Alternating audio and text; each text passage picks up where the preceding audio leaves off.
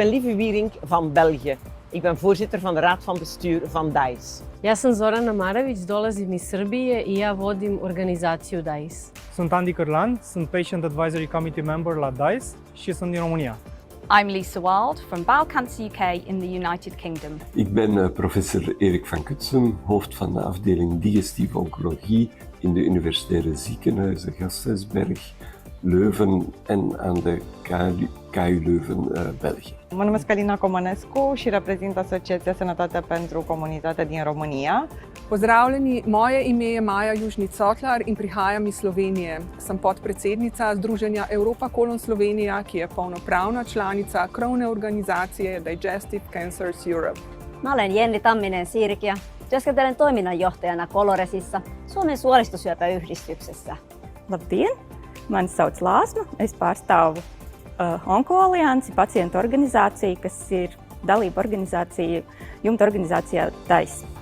Mitt namn är Eva Backman. Jag är norsk av födsel och svensk av kärlek. Och jag är medlem av DiCE patient advocacy-gruppen. My name is Steve Rowley and I'm from the UK.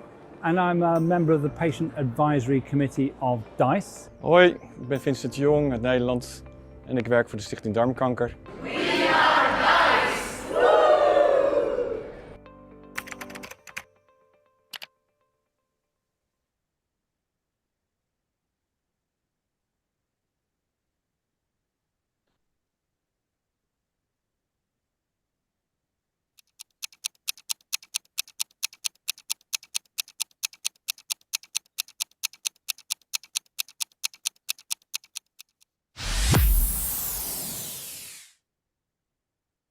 Hello, everybody, and welcome.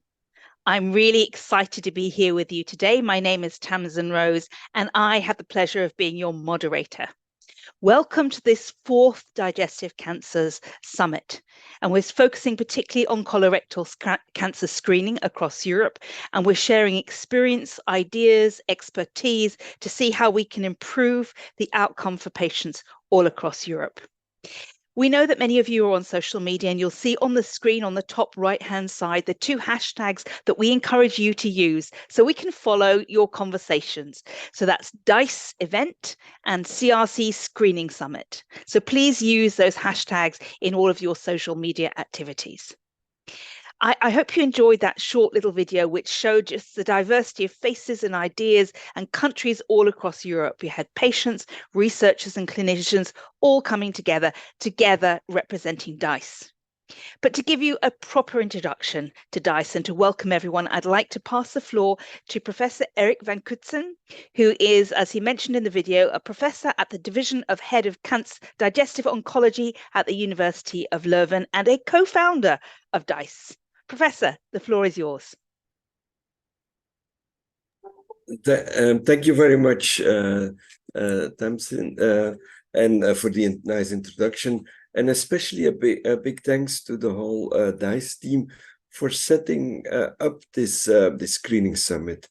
This is important indeed, as you will hear during the rest of the morning. So, as was said, I'm working in Leuven at University Hospitals, and I was one of the co-founders of DiCE around 5 years ago, after we were involved with same people in Europa Colon. We decided that to expand DiCE and to make it a stronger organization with a strong platform with different missions.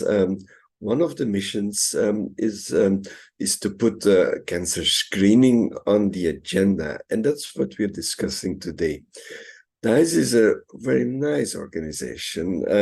The board is led by Lieve Wierink, who will take the floor, will speak to you just in a moment, and our CEO Zorana Maravić will speak later this morning and give you some relevant information on what is patient organizations, what is why is this important, what is the goal, what is the mission of this.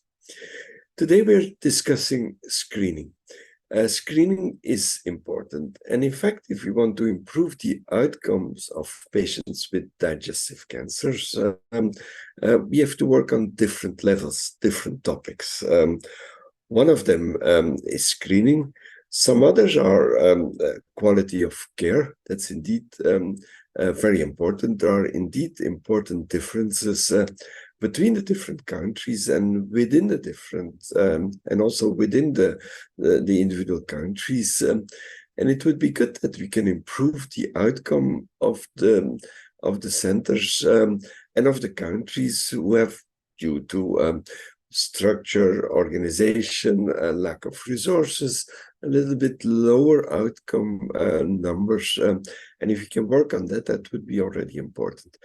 The other aspect that is crucial also is in investing in research, innovation, because research and understanding the processes leading to cancer, the processes making cancer grow and evolve further.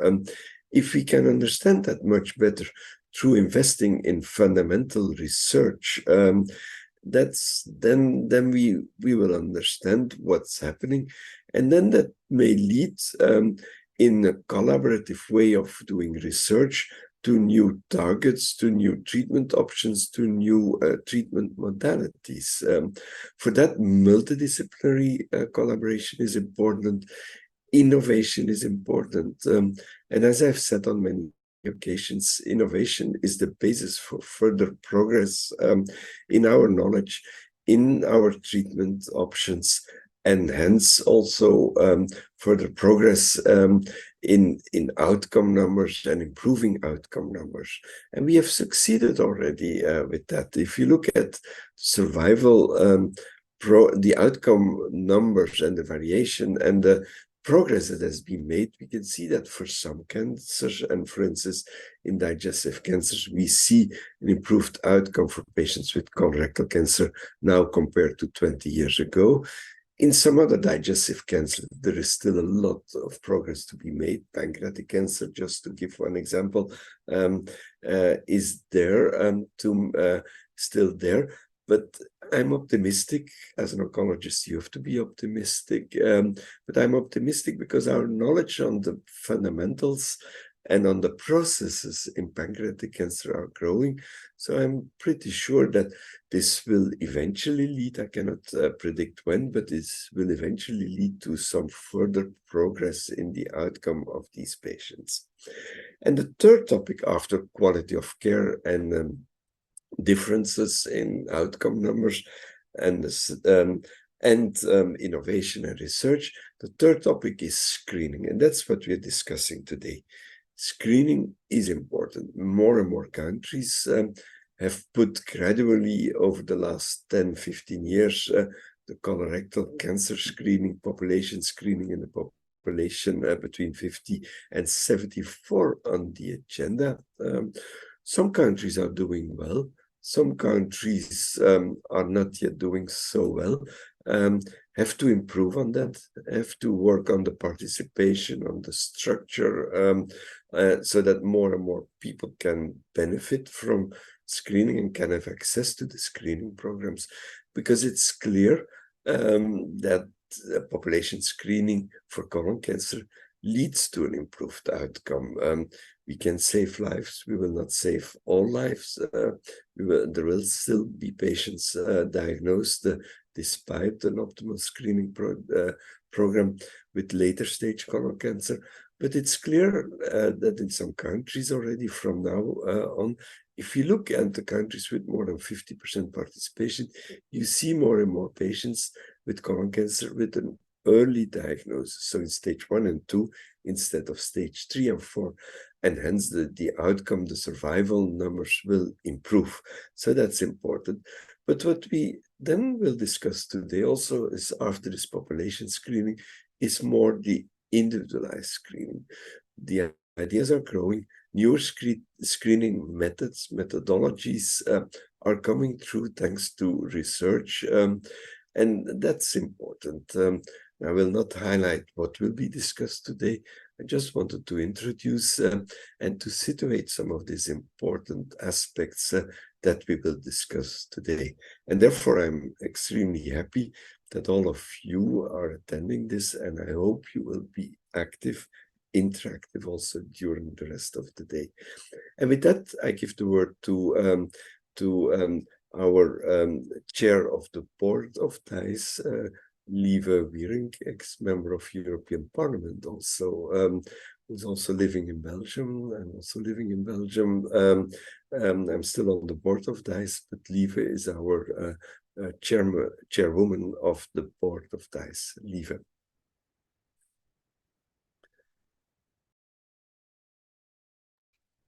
Thank you very much, Professor.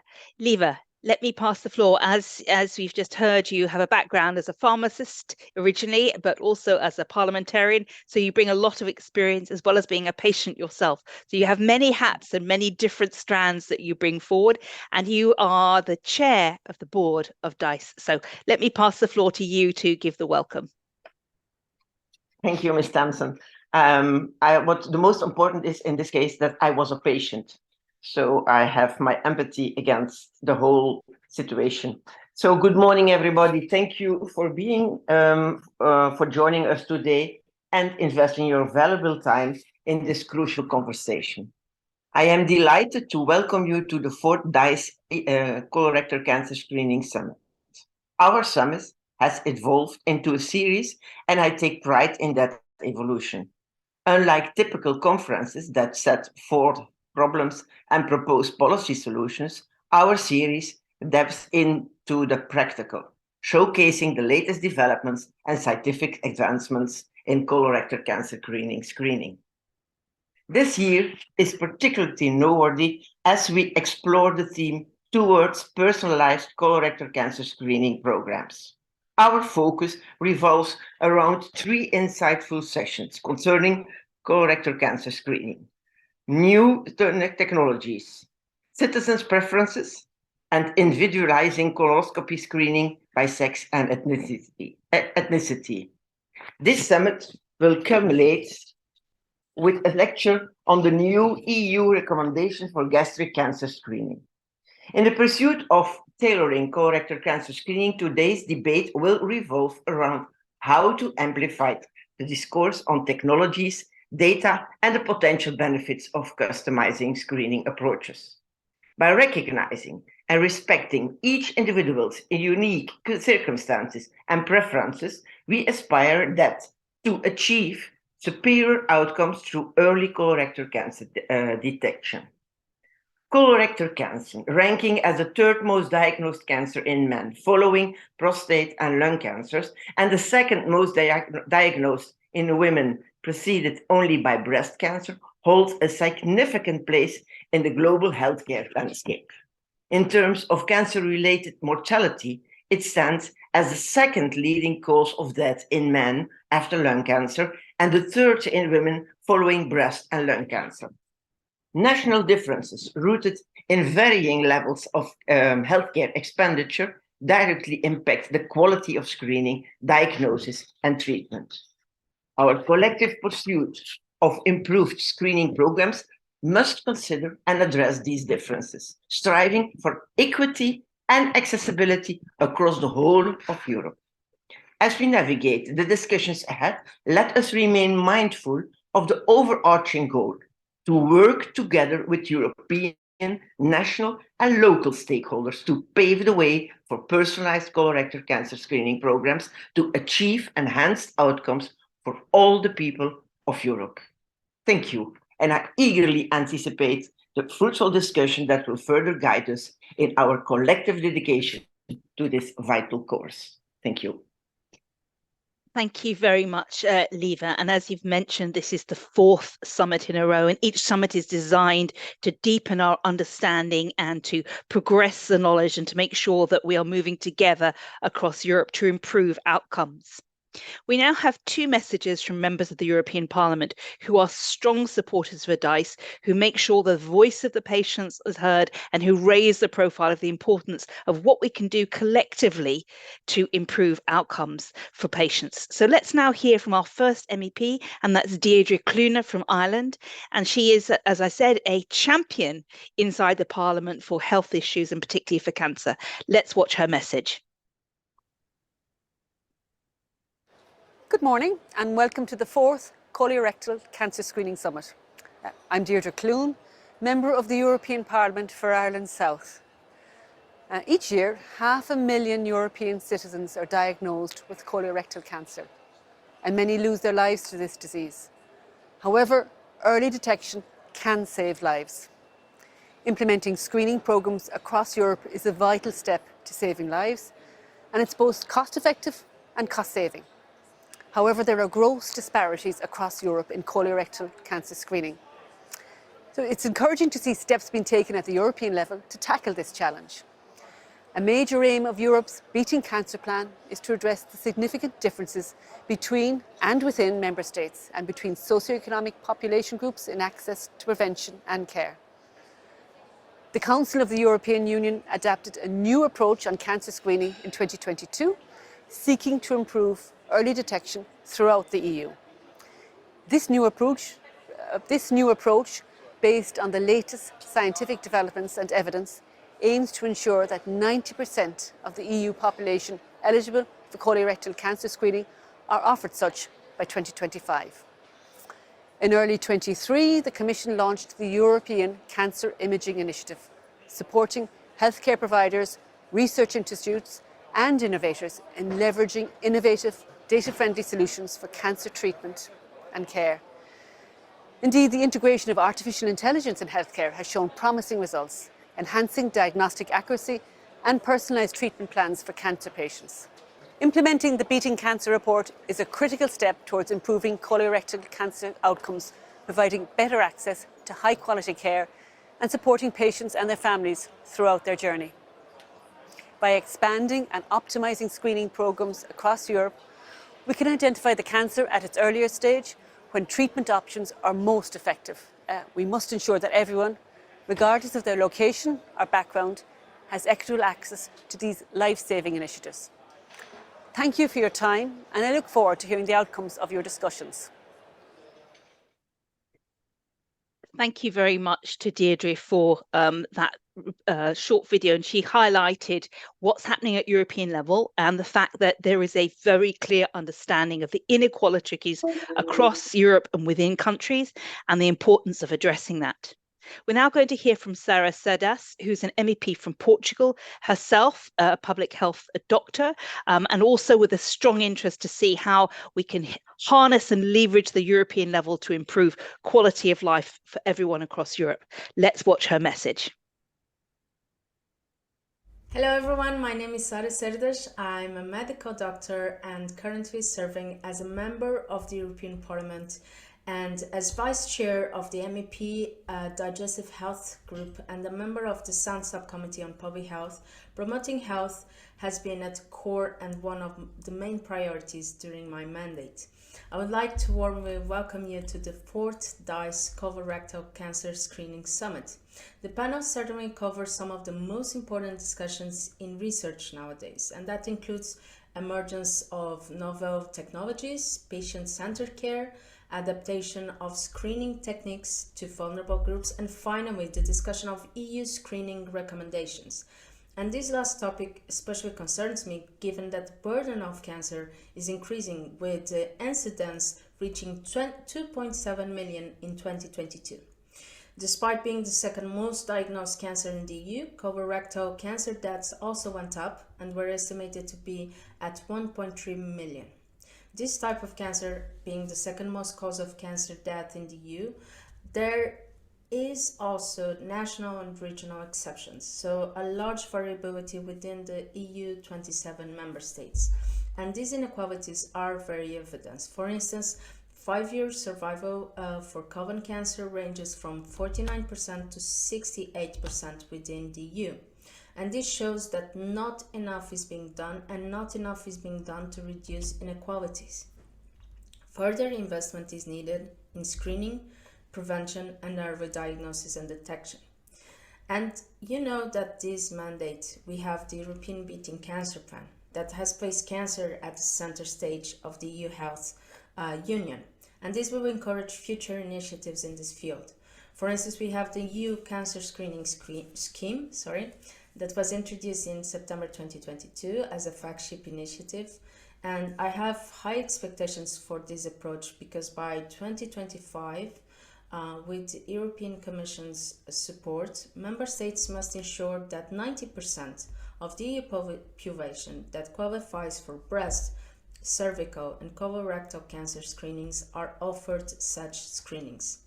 And we also have other important news. In the opening statement of the European Cancer Summit, Commissioner promised that early next year they will present a new prevention package with recommendations on smoke-free environments and on vaccine-preventable cancers. However, I personally believe that we must go further in order to achieve our objectives, and we must tackle all non-risk factors of cancer. And that includes recommendations on alcohol as a risk factor for cancer. There is so much to discuss, and I am certain that this summit will be very productive and beneficial for all of you, and will be presented as an opportunity for you to share your knowledge and your unique insights in a very collaborative manner. Thank you very much for having me here, and I wish you all a great summit. Thank you very much to MEP Sarah, because again, she's highlighted both the data that shows us that it's between 49% and 68% 5-year survival rate. That's a huge difference across Europe. And that's, I think, one of the motivating messages that we're coming forward. Is one of the goals we want to do is ensure that everyone can have access to the best that exists. I'm going to now move to our first panel. And you heard in our opening statements that one of the things we're going to explore today is what's new, what's innovative, what's coming in terms of technologies and new approaches to colorectal cancer screening. And this will be looking at, individualized approaches, we'll be looking at specialized approaches and technology. But let me invite our first speaker, and we are very privileged to have Dr. Marco Spadaccini, who's joining us directly from the Humanitas Hospital in Italy, where he's a gastroenterologist and right in the middle of his clinical rounds. And he's agreed to take time with us to give us an overview of the new technologies that can change colorectal cancer screening landscape and their personalization. So, Marco, the floor is yours. Okay, thank you so much for the invitation, and hi everybody. So we are going to talk about new technology for colorectal cancer screening programs. And we are doing it because, of course, it is clear that colorectal cancer screening may have a role in decreasing both the incidence and mortality rates of colorectal cancer. But we have to say before talking about technology that maybe organization may be more effective than technology, as clearly showed by this landmark trial by the Nordic Consortium, that over 85,000 people included in the analysis actually showed that among the invited one, only around 40% of people actually performed the colonoscopy. And of course, going toward technologies, among that 40% of people we bring usually to our endoscopy room, it is true that some of them will develop a colorectal cancer, and we talk about post-colonoscopy colorectal cancer, and in particular, following the statement of the World Endoscopic Society, we may define the interval cancer as the one detected before the recommended screening or surveillance interval. And this is the one we may have an impact of with our improved technologies and technical improvements. In particular, post-colorectal cancer burden is not so high compared with all the colorectal cancer burden worldwide, but it is quite impactful to think that around 6 people over 1,000 of individuals we perform colonoscopy to will undergo post-colorectal cancer. Because we do a lot of exam, and thinking that we are not a great benefit for so many people is really impactful for me, especially thinking that most of this post-colorectal cancer burden is due to missed lesion during colonoscopy. And we may miss around 30%, up to 30% of adenomas during colonoscopy, and also up to 13% of advanced lesions, that are the lesions that are more prone to become colorectal cancer in not so many years after colonoscopy. And it is also true that 5% of colorectal cancer already present in the index colonoscopy may be missed by endoscopists. So we need to improve our adenoma detection rate, and to improve it, it is paramount to measure it. But why we are talking about adenoma detection rate? Just because it is the best quality indicator in endoscopy, because it is indirectly correlated with all other quality indicators, such as quality of bowel cleansing, or colonoscopy completeness, withdrawal time, and the endoscopist experience. And it was associated by this landmark trial to both incidence and mortality due to post-colorectal cancer.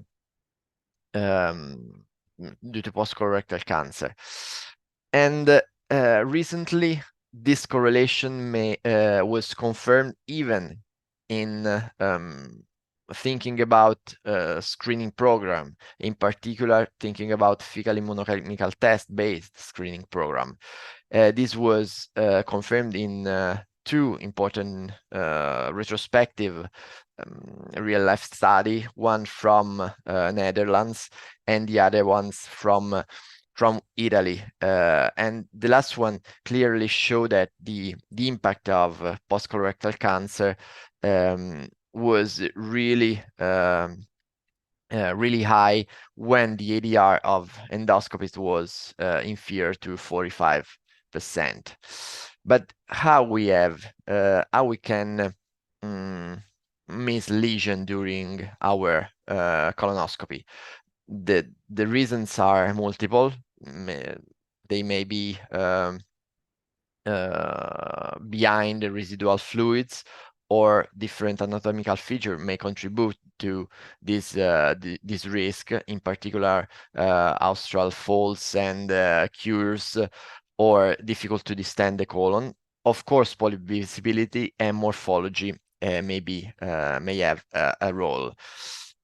Thinking about the different anatomical feature, it is fundamental to expose as much mucosa we can expose during our exam. And some technological helps may come from different tools. Some of them are distal attachment we can add to our scopes. Other are like the GI balloon, are proper new endoscope. Actually, the evidence supporting these technologies are relevant, in particular for endocuff vision and for the GI, even if the GI was investigated only in 2 randomized trials. For endocuff vision, the evidence are convincing. Of course, polyp visibility and morphology of lesion may have contribute, and we may increase the contrast of our colonoscopy, of our vision, and improve our capability of detecting lesion by using enhanced lesion recognition tool like chromendoscopy, virtual and dye spray. Actually, the best evidence supporting these tools are about LCI. There are some promising results with other technology, but the level of recommendation is not so high.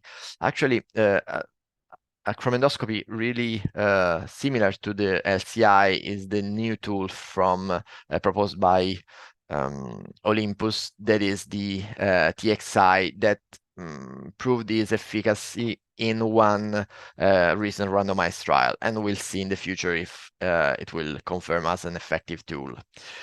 Then, of course, we have artificial intelligence. Artificial intelligence was sort of a revolution in our field, helping the endoscopist in detecting as many polyps as possible.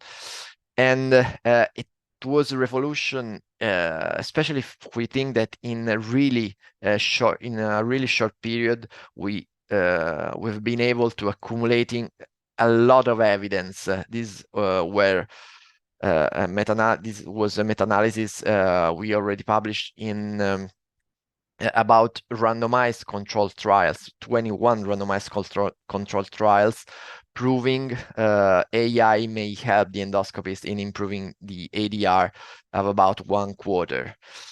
And in not so many years, AI proved to be the best technology when compared, even if indirectly, through a network meta-analysis to the other technologies we already mentioned.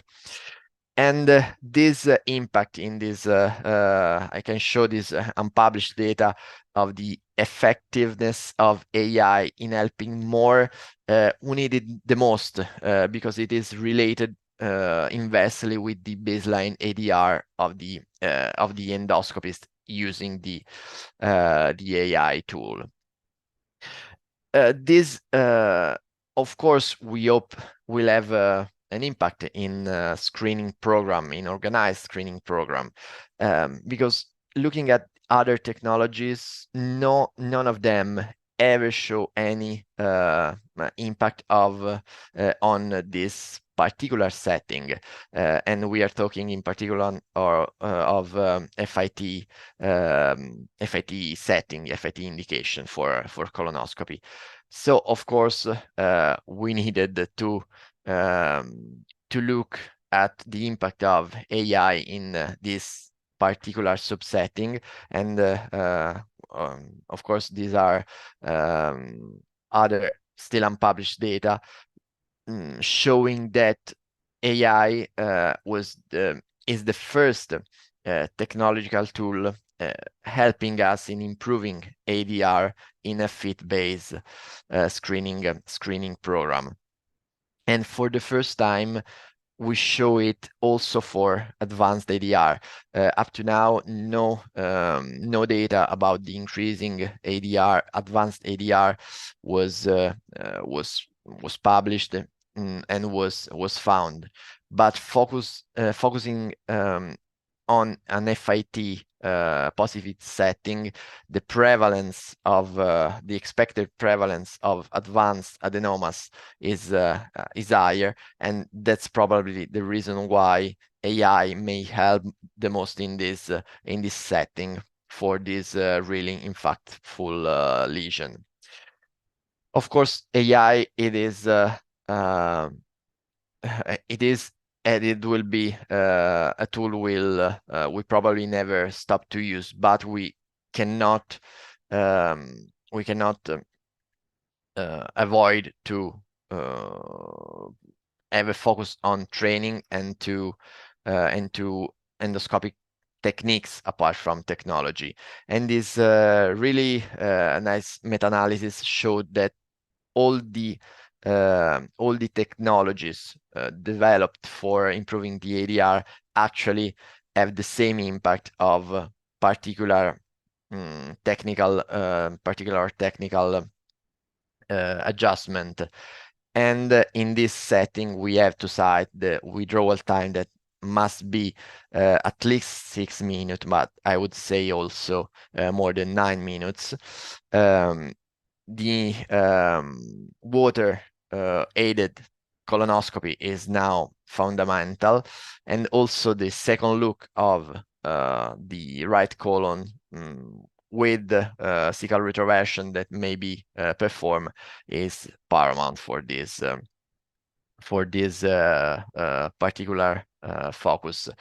If we indirectly prove that AI is not enough without good colonoscopy, good quality colonoscopy, to this trial we recently published, where we combined the AI with a mucosal exposure device, the endocaf vision, in order to see if exposing as much mucosa as possible may also improve the colonoscopy already performed with AI. And we obtain a relative increase of around 13% in ADR.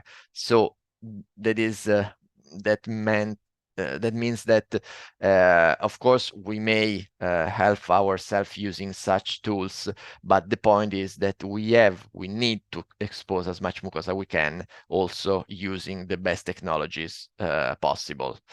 So our take-home messages are that organization may be more relevant than technology for an effective colorectal cancer screening.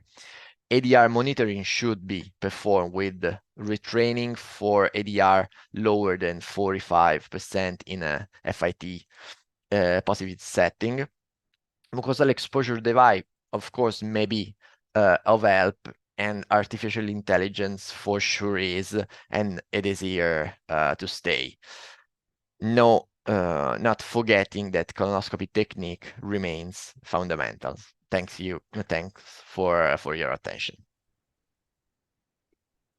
Thank you very much, Professor Spadachini. That's really very interesting. And if I've just captured some really positive messages from you there at the end, that if training and the right technique supported by AI tools can have a huge impact on the ADR, which is a great thing, because it means that it is as effective as putting on lots of new and expensive tools. So I think this is a really positive message across Europe to say we can do better with the tools that we've got, with better training. So thank you very much. And I know you're going to stay with us to answer questions when we've got the panel. So audience, you can see that there's a Q&A function at the bottom of your screen.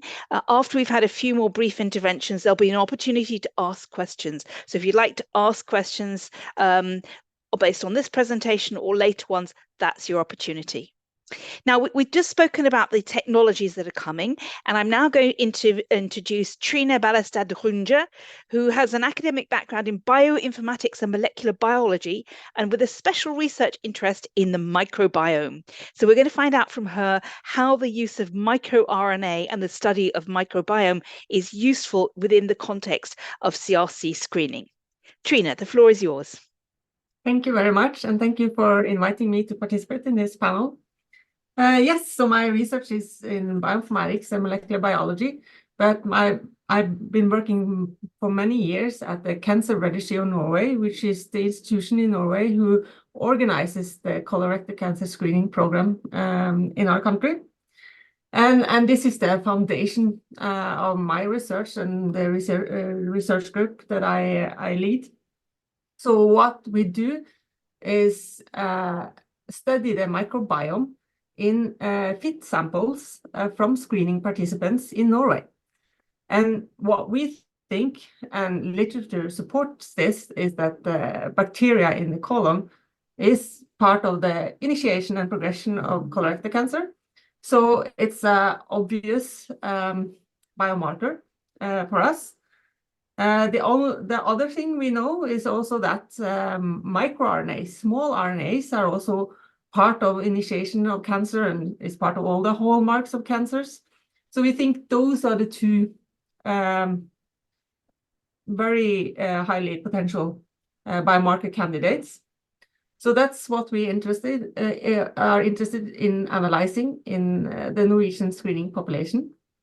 So what we do is study the metagenome of the colon and microRNAs also in the colon. And what we think is there's more to the bacteria ecology of the colon, which is important for cancer. So we are studying it in a wider extent. We are also interested in the viruses, and these are viruses that modulate the bacteria, so it's bacteriophages. That they are really important to modulate the microbiome in the colon. And maybe those are also a source for biomarkers in colorectal cancer. But all of this generates a lot of data. And also we are interested in artificial intelligence to sort out our data, to find the right biomarkers for colorectal cancer.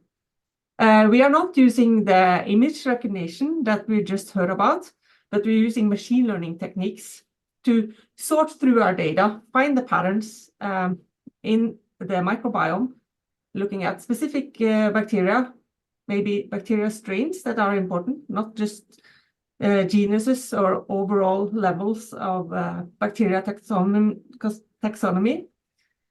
So in this large data, we are looking for biomarkers, and we are hopeful that we identify those biomarkers that can help us in combination with the fit value, because we really think the fit value already has very good value in screening.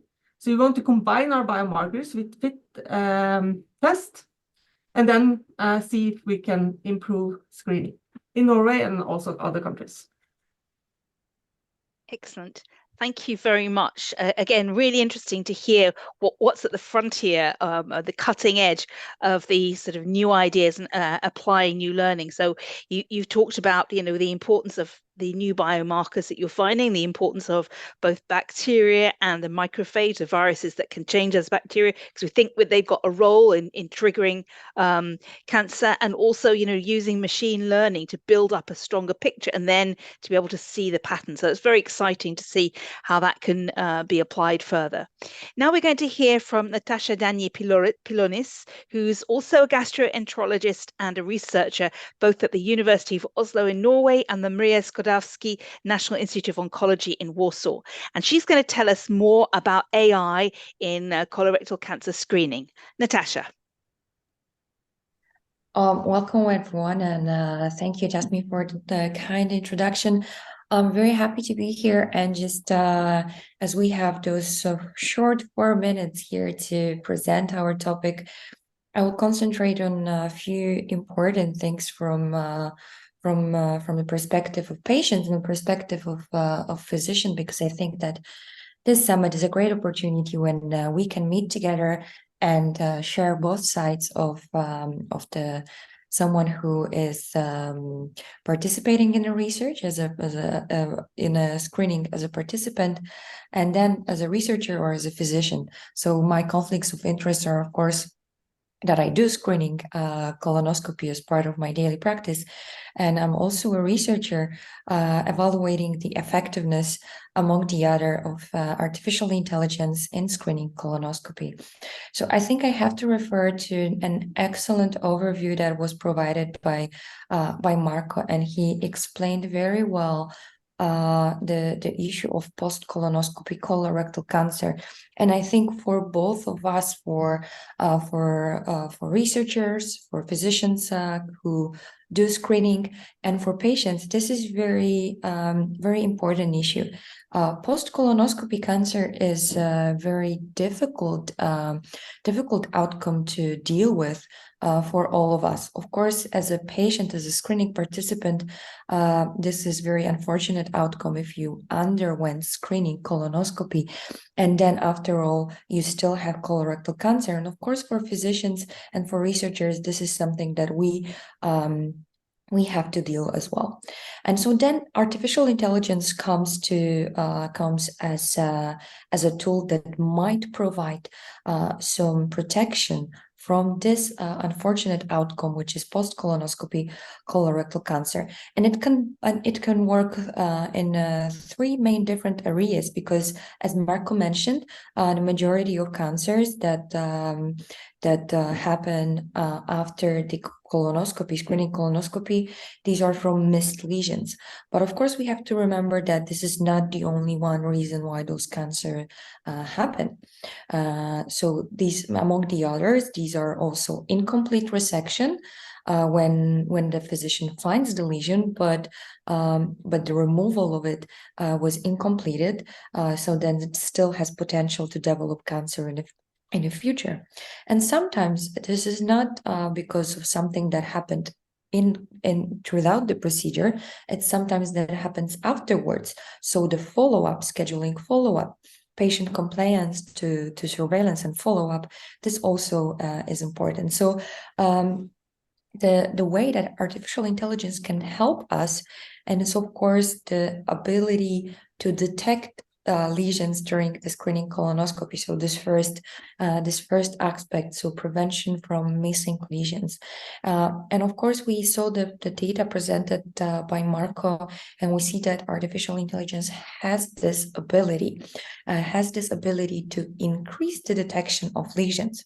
We still don't know yet if this increase in detection will translate into reduction in incidence of those post-colonoscopy colorectal cancer. And therefore, we are undergoing a huge worldwide randomized trial when we will assess whether this intervention, which is called screening colonoscopy with artificial intelligence, which shows the physician the lesion, will help to prevent those post-colonoscopy colorectal cancer. We know that it increases the number of detected lesions, but we don't know if it has real impact for the patient. So as a participant, my first important message as a researcher here is that thank you for all patients that agree to participate in this research, because this is very important. We don't know. There is a real equipoise, so the state of our uncertainty here. We don't know if this helps or not. So it's very important that we will evaluate the device, which is artificial intelligence, which is already marketed and implemented in the clinical practice. So don't be afraid if your procedure if the physician that is doing colonoscopy has this artificial intelligence. This is a good thing. It might help, but we of course have to balance this with harms and everything. So that's why this research is important. Another thing that artificial intelligence can help us is, of course, helping us to with this administration burden that would help to increase the compliance, to make sure that surveillance intervals are appropriate. So this is another area when artificial intelligence can help us. This is less complicated and less abstract as a green box showing us where the lesion is during the procedure. But it's also very important to keep in mind that artificial intelligence has some potential here as well. And then I think it's also the last one positive thing that can happen is the ability of artificial intelligence to risk stratify patients, whether they should undergo more intense screening or surveillance or they do not need I need it at all. So this is of course the voice of future, and this is also under the evaluation. And I hope that during the next years when we meet again, we will be able to update you what's going on in terms of this area of research. So thank you very much, and now I'm very happy to take any questions during our panel. Thank you.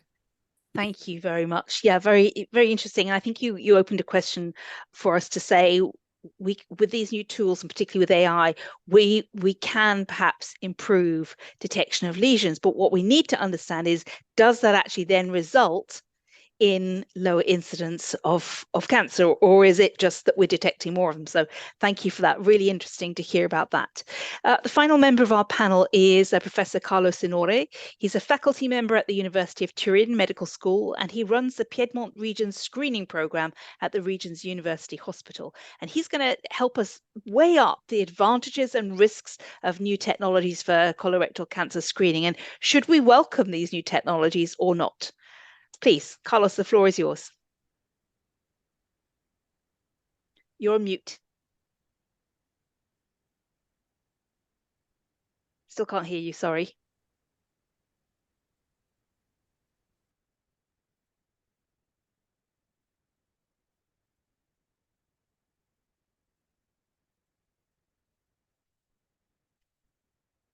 Nope, I still can't hear.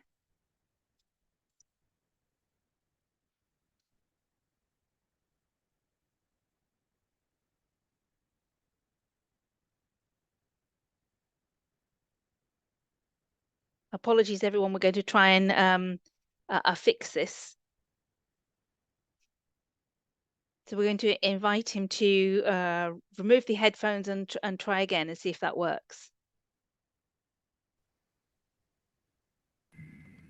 Yes, I think I have sound. Yes, it's Perfect. okay. Yes, it is. Perfect. Go ahead. Thank you for the problem.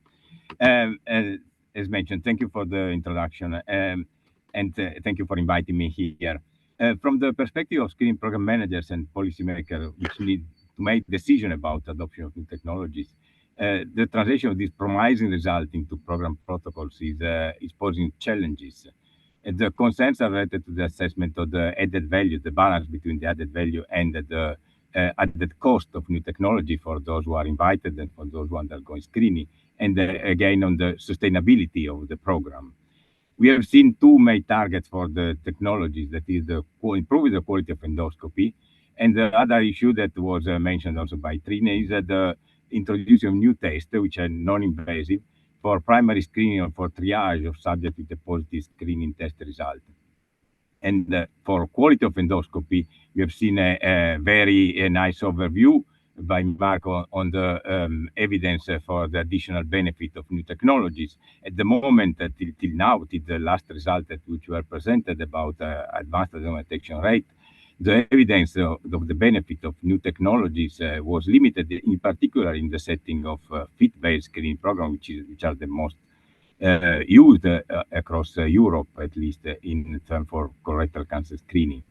And I fully agree with the suggestion from Marco that investment in these new endoscopy technologies, which might be promising, it might increase the detection of adenomas and possibly have an impact on incidence, which still need to be documented, should be in parallel with the investment in retraining and then systematic monitoring and supporting clinical audit initiative, which remain the key determinant of the quality of the endoscopic examination.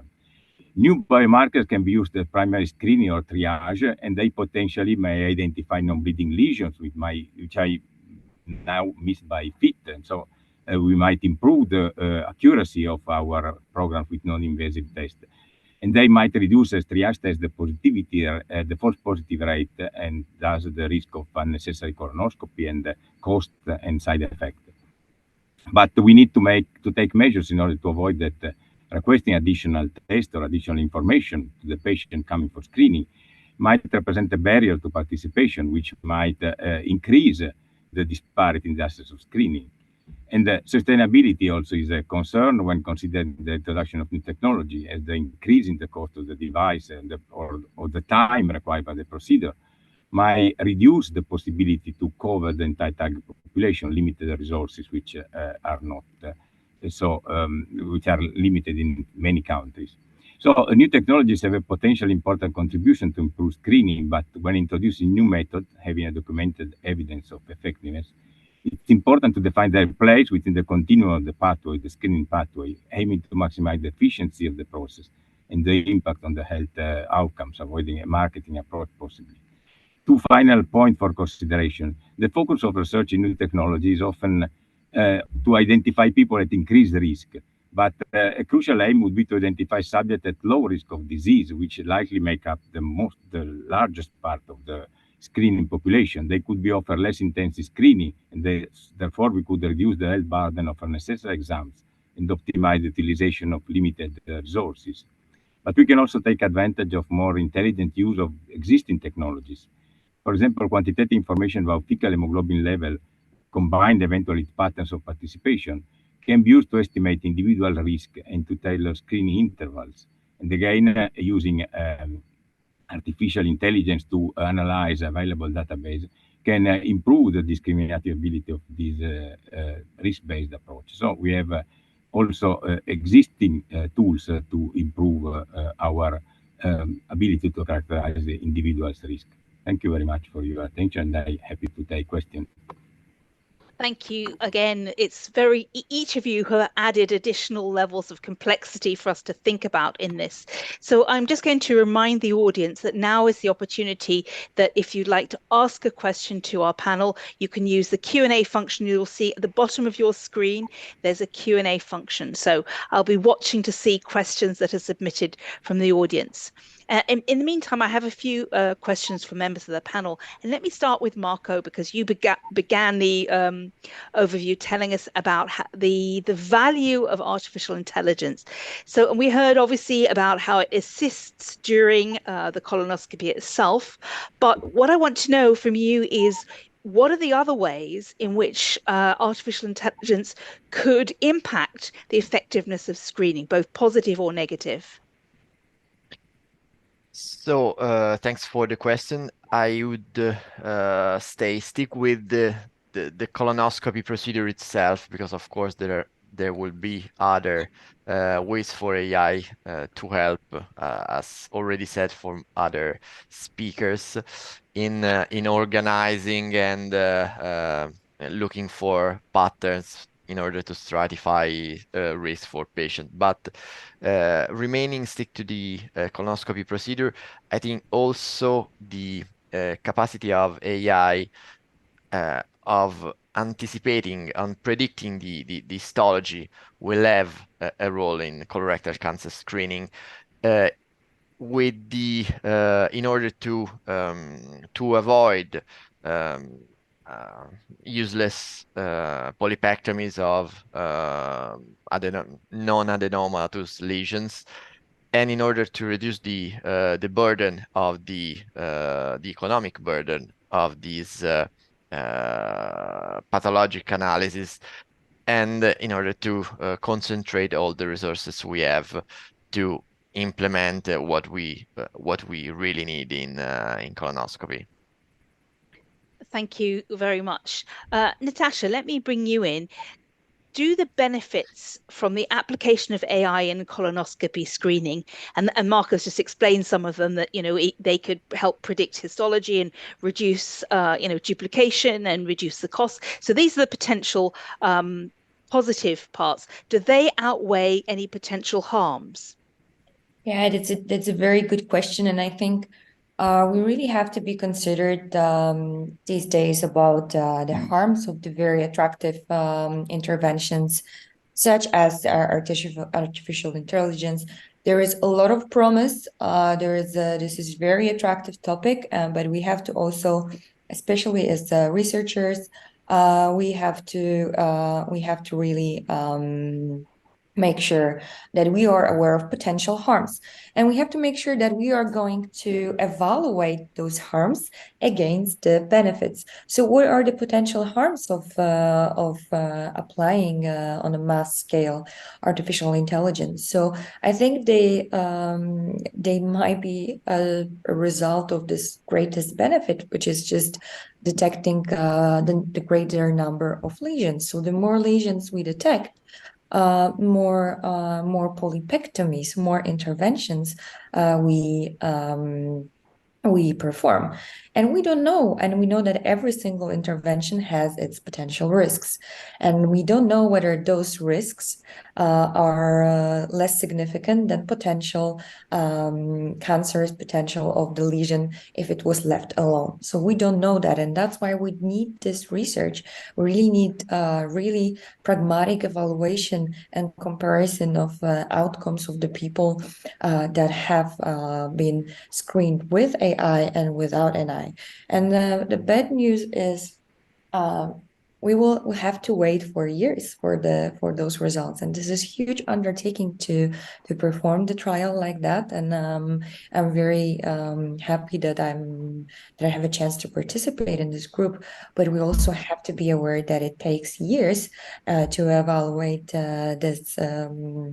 this effectiveness and harms, because we know that screening, colorectal cancer screening, is a very long process and very long time for wait to benefits and wait for harms as well. So I think we have to be really considerate about that. Thank you. Let me now bring in Trina, because we heard about more AI detection, more interventions, and you might have some other opportunities, particularly looking at how a less invasive approach, looking at biomarkers. How might that change colorectal cancer screening? Yeah, that's a good question, and the same applies here.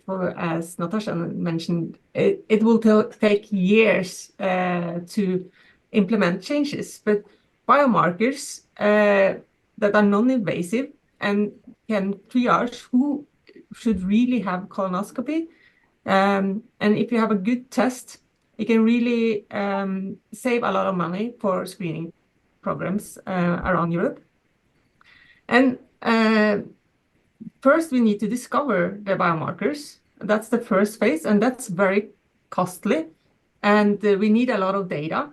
And when we use artificial intelligence and machine learning methods to do that, that really only works if you have large studies. So that's the first step, and we use omic technology, so sequencing and very expensive methodologies, and therefore people might think that this is not sustainable in a screening program. And I agree that we can't use sequencing or large, expensive molecular methods as screening detection. What we need to do is discover the markers and then transfer it into simpler tests. So really the aim for the future is something that we have already for example, COVID. Everybody can buy a test, like the simple ELISA-based or simple technologies that are cheap and easy to use at home, for example. That will have huge impact on future screening. But this is years from now, but we need to start to work with the data we have now to get to that. But if we get a non-invasive, cheap test that can tell us who needs to go to colonoscopy, that will save a lot of resources in the current screening programs, but that might also make screening programs even an option in low-income countries that don't have the resources to do a lot of colonoscopies. So if you can, in a better way than we do today, tell who's going to colonoscopy with a biomarker, then we're a long step ahead. Thank you, Trina. Just before we move on, you said it's going to take years. Can you just give us a sense, when you say years, are you talking decades or 3 to 5 years? When could some of these new tools be in the hands of clinicians or consumers? Yeah, that's a good, or consumers. That's a good question. I think we see a lot of biomarker studies in discovery phases and in early clinical trials today. So this is in a few years' time. Then we need to develop the test, which is the simple test, which takes a couple of more years, I think. And I think the main hurdle here is to convince the people running the screening programs, such as Carlo here, that these tests are really good enough to separate who needs the colonoscopy or not. So for this, we need clinical trials. And this takes some time. Okay, thank you. That's helpful. So we're looking at a time frame of 7 to 10 years for these things to come to fruition. We've already got a couple of good questions from the audience, so I invite our panelists to have a look at them because I'll come to you in a second. But Carlo, let me just come to you. So we've heard from Trina, there's some interesting things coming, but how do we assess the value of innovations in screening? We've talked about AI can help you make the best of your existing resources. We've talked about training. We've talked about new techniques. We've talked about biomarker tests, lots of different things. But how do you assess what is the best?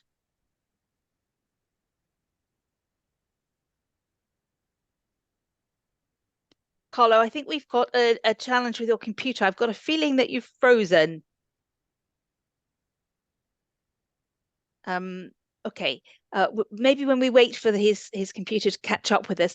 Thank you, Wendy. You've just put in the chat a link to a survey on an EU project where Professor Sonori is involved to provide input to the European Commission's screening data management system. So again, that's a very welcome opportunity for everyone to participate in that. Let me ask the colleagues on the panel to reflect on the question that we were asked, which is looking at issue of privacy and AI. I mean, we're all very excited about AI and it can do wonderful things, but it does involve the transfer of large amounts of data, individual patient data. So is there anyone and Natasha, I think maybe you might like to comment on this, the privacy and ethics issues around all of these big data sets?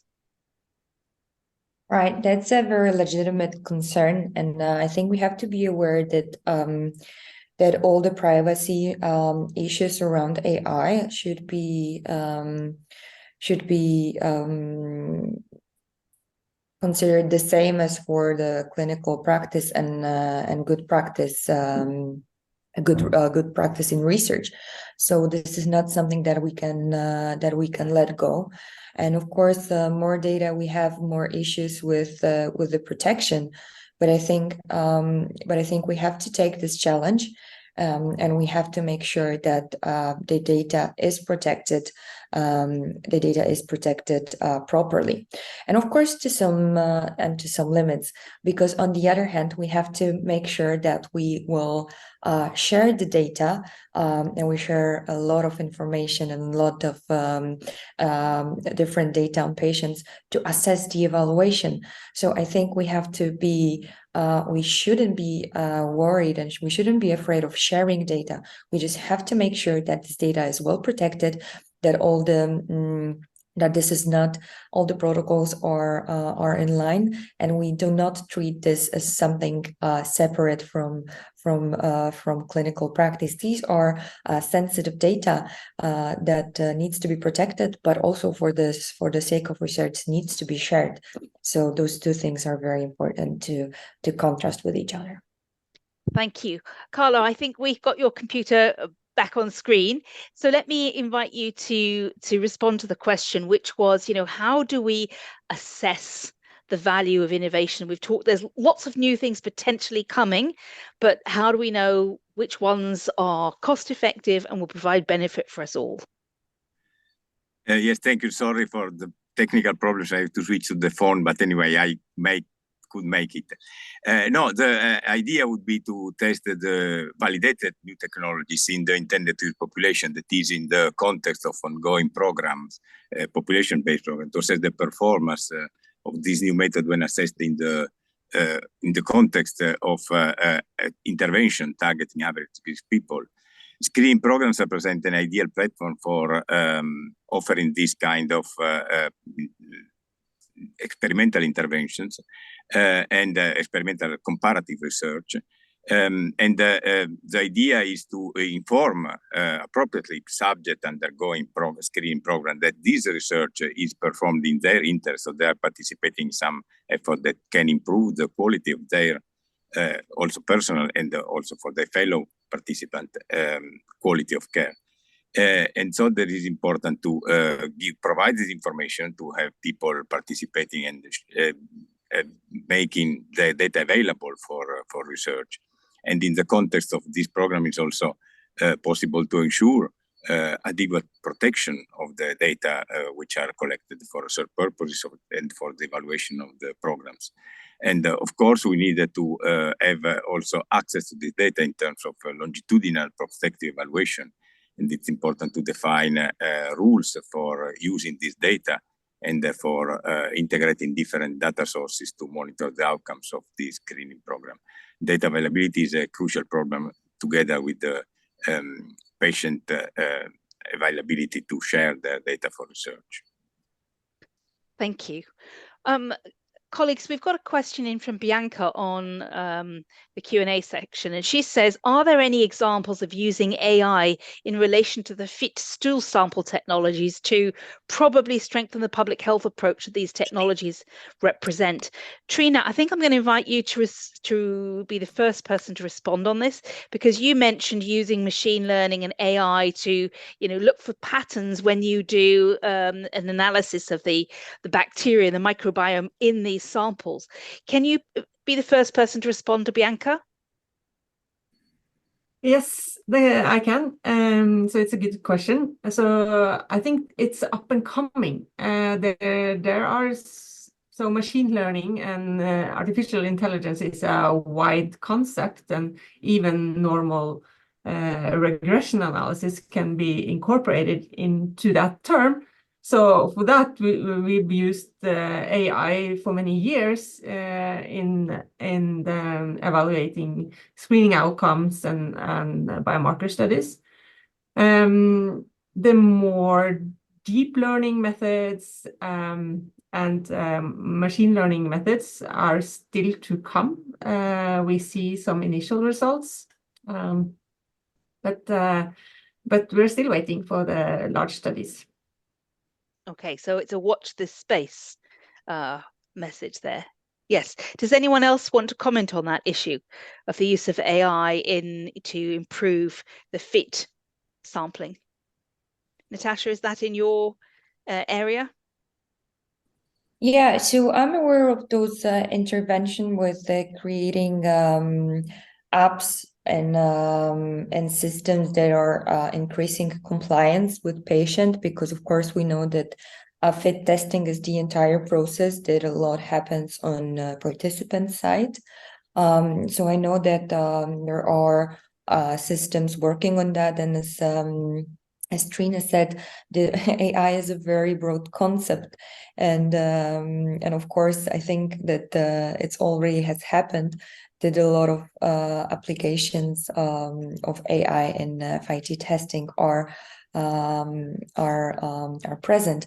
I am not familiar with anything that groundbreaking. I don't know, maybe Carlo or Marco can comment on that, as they are very deep into FIT-based testing. I come from primary colonoscopy-based screening program, so that's my area that I can be certain of. But maybe you guys have some knowledge about new AI technologies in FIT.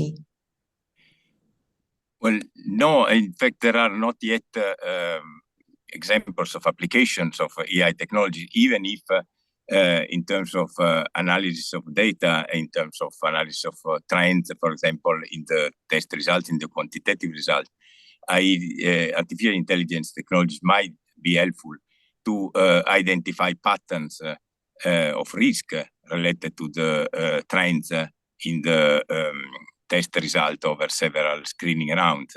So there is something that is the future. In fact, there are already examples of modeling of the result of previous tests to predict the future result in the future screening round.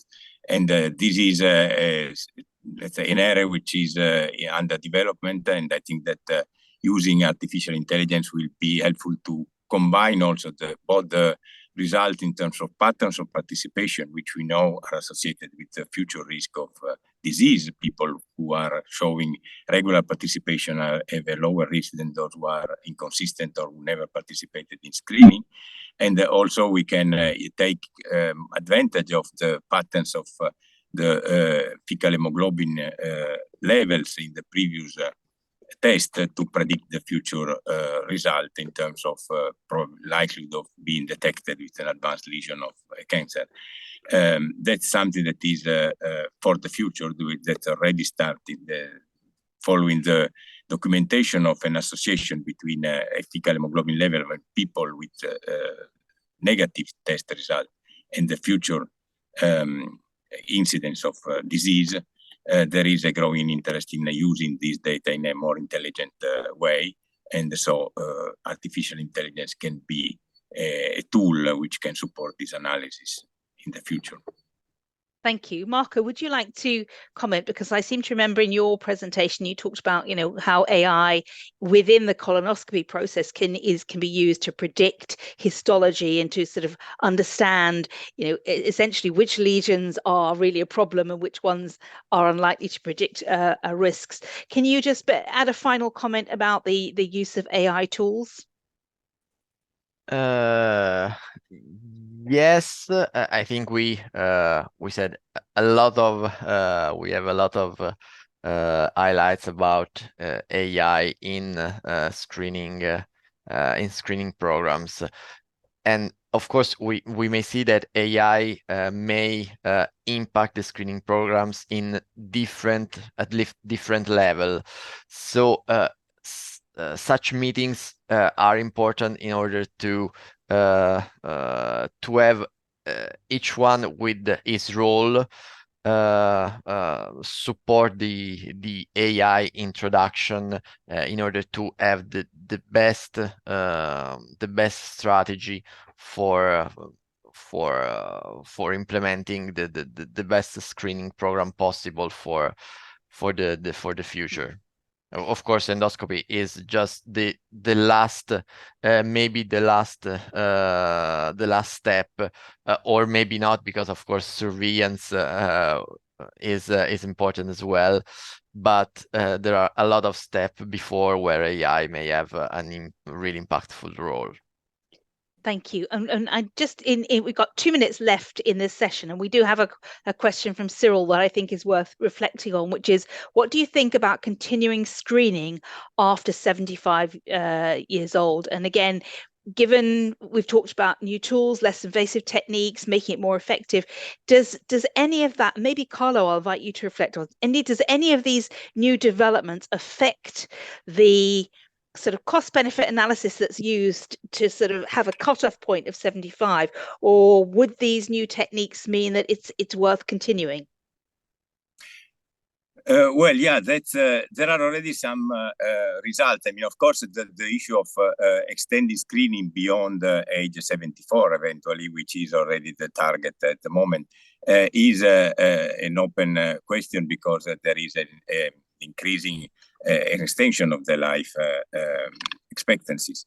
On the other hand, having invasive procedure at older ages is associated with increased risk, so the cost benefit is uncertain.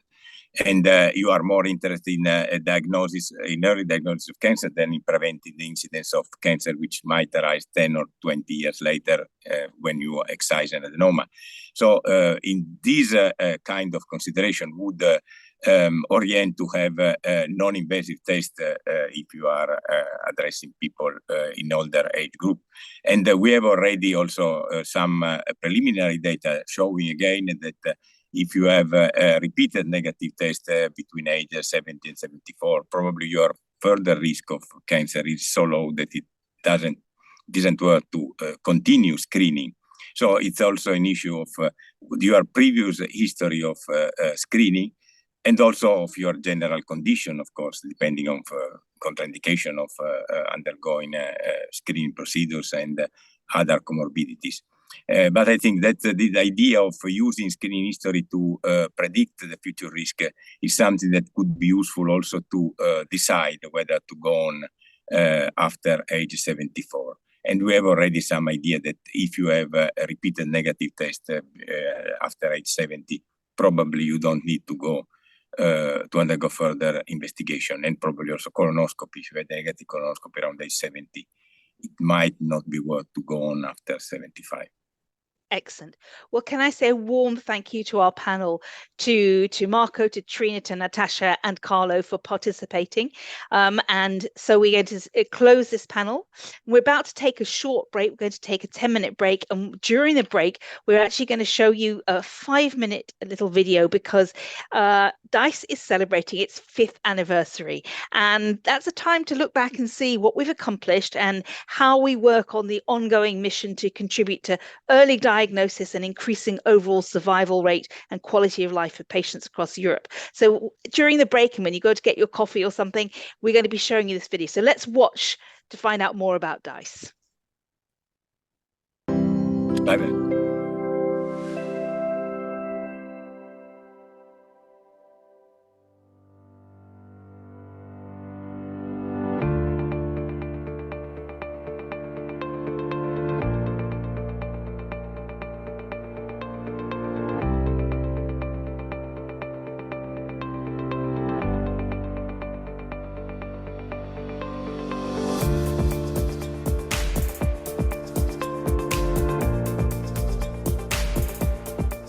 Each cancer group has its own needs and particularities. Therefore, it's of incredible value that the digestive cancer patients have an organization that looks at all of the major needs these patients have.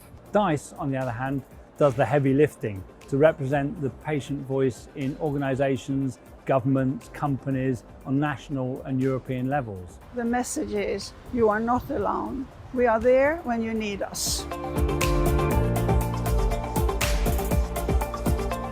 For us patients, the help is not only pragmatical with information or guidance, but also emotionally by feeling supported, heard and understood. Firstly, it's a network of colleagues and friends. We all work for common cause.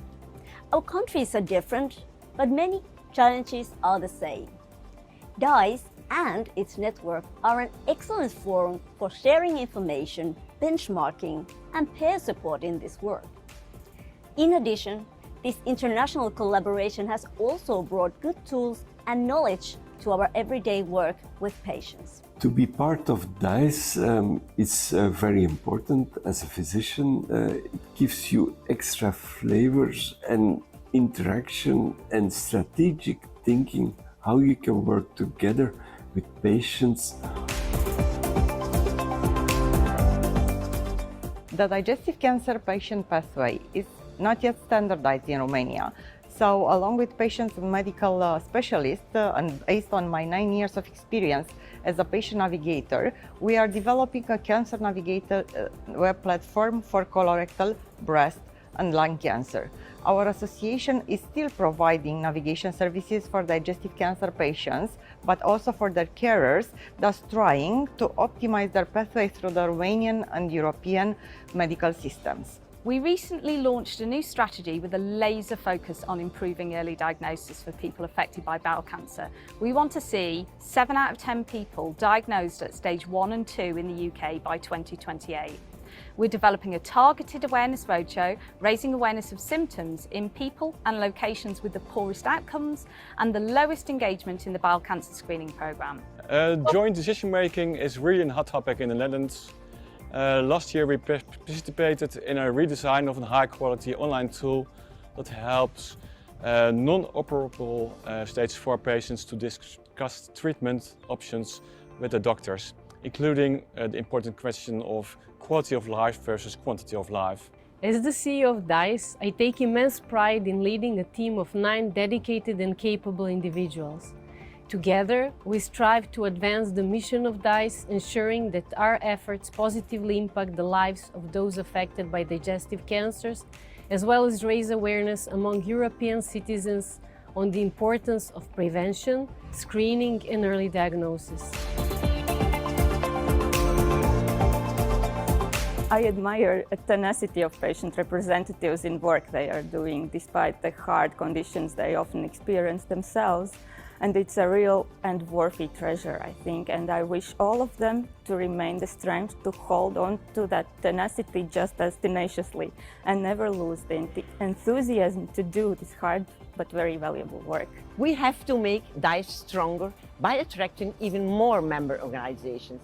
We must ensure the best treatment for every patient, raise awareness among European citizens on the importance of prevention, and ultimately save for more lives. We are DiCE!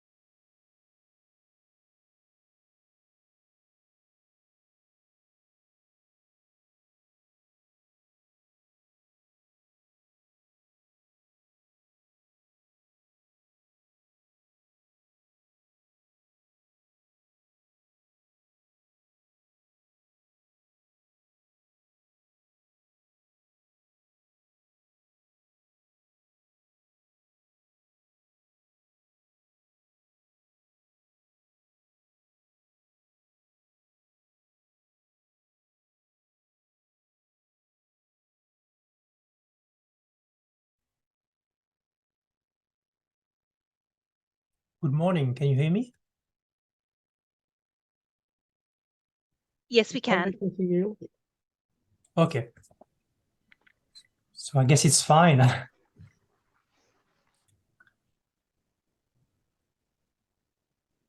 When do you want us to turn on our video?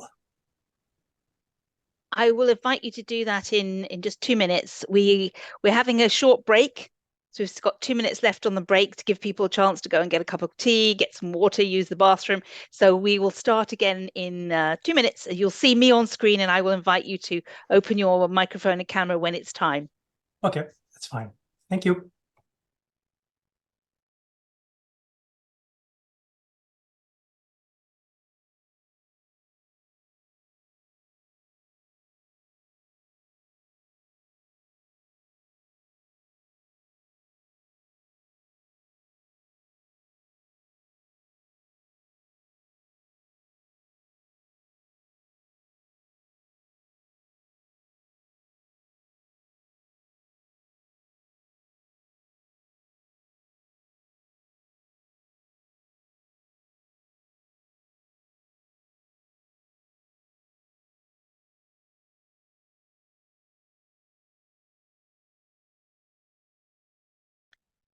Hello, everybody. Welcome back. I hope you've had a chance to get yourself a drink and move around a little. Before the break, we looked at the new technologies, new techniques that are affecting the colorectal cancer screening processes, and we looked to see how things like AI could make a difference. In this next panel, we're going to be exploring what citizens feel about it, what their preferences are in colorectal cancer screening, and how that might affect uptake and participation. So we're going to use the same format as we had in the earlier panel. So we're going to have someone who will give a 10-minute presentation with PowerPoint that will be available for you afterwards, together with the full recording of today on the DiCE website. So you'll have all of those materials. And then we'll have some short contributions from a couple of other members of the panel, and then we'll open it to a Q&A session with you. And thank you for playing a very active role. I'm delighted to introduce our first speaker, and that's Professor Christian von Wagner. He's a reader in behavioral research of early diagnosis of cancer at the Health Behavior Research Center at UCL. And he's going to be talking to us about why it's so important to incorporate citizens' preferences in screening programs and how that might make a difference in levels of participation. Christian, the floor is yours.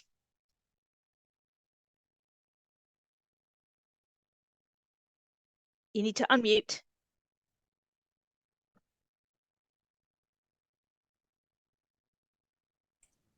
Thank you very much. And I'm going to share my screen now. I hope you can all hear me. Yes, we can. Okay, and just struggling a little bit with Zoom, but hopefully you can see the first slide. Wonderful. Okay, great. So thank you so much, Tamsin, for the kind introduction, also for inviting me to speak today. I was involved in last year's meeting, and I thought that was fantastic, and again really enjoyed the previous session.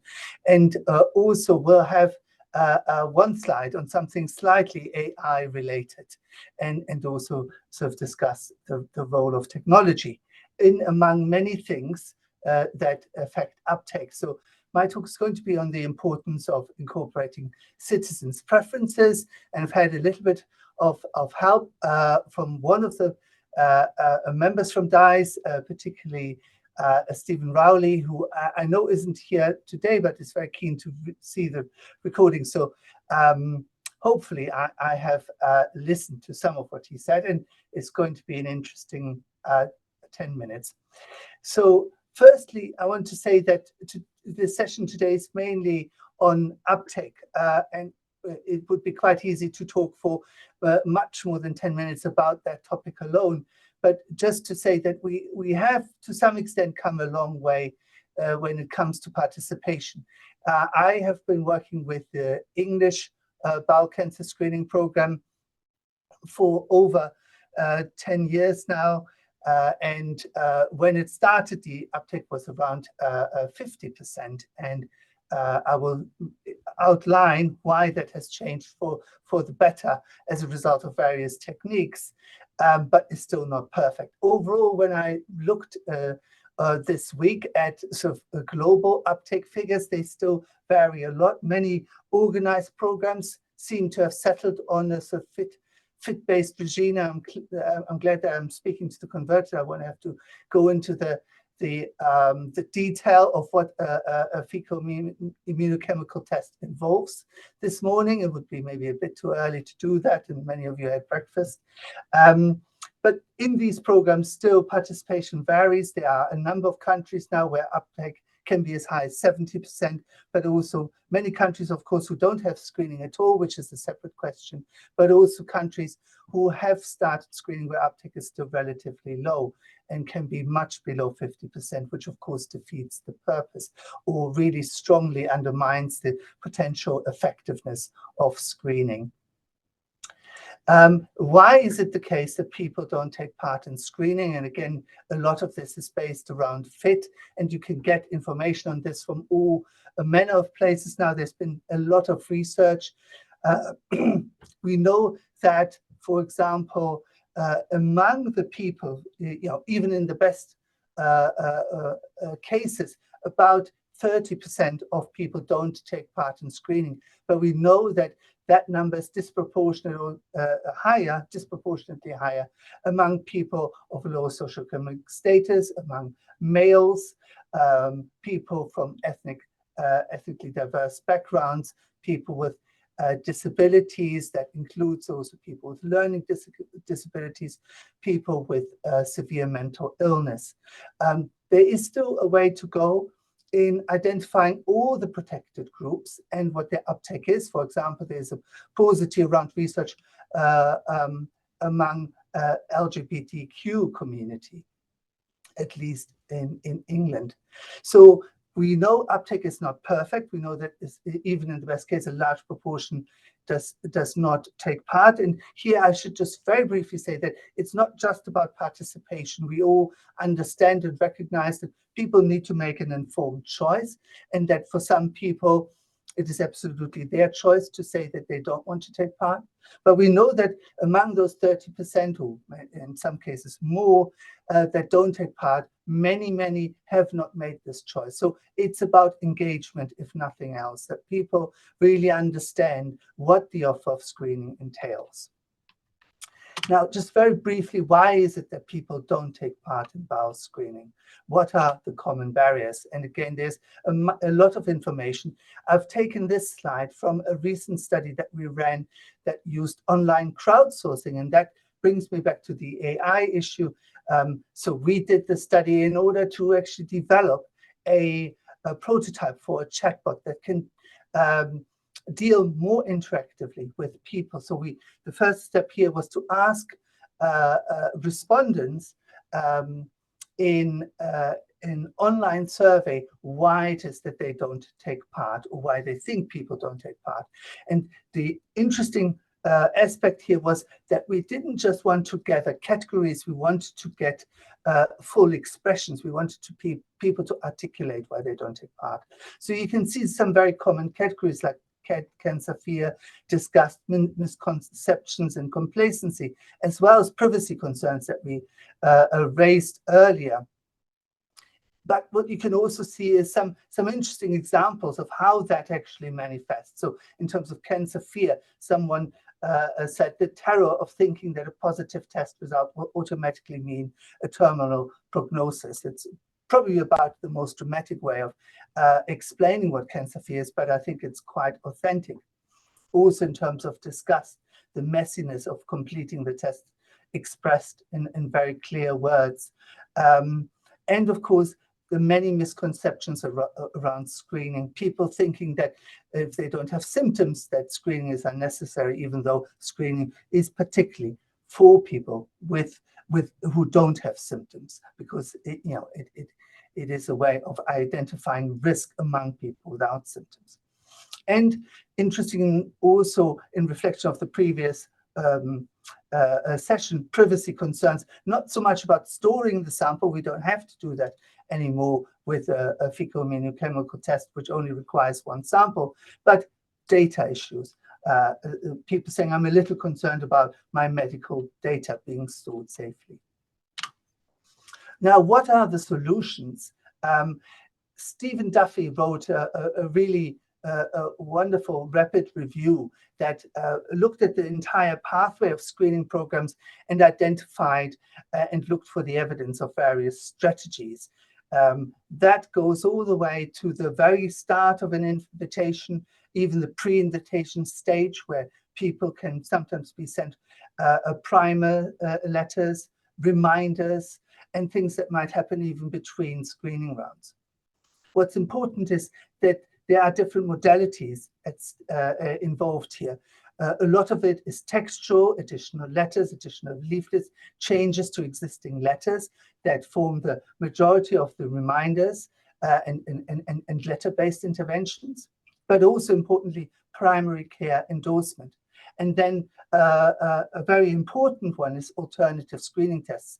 And in terms of citizens' preferences, we knew that, for example, there are very practical barriers involved in taking stool samples.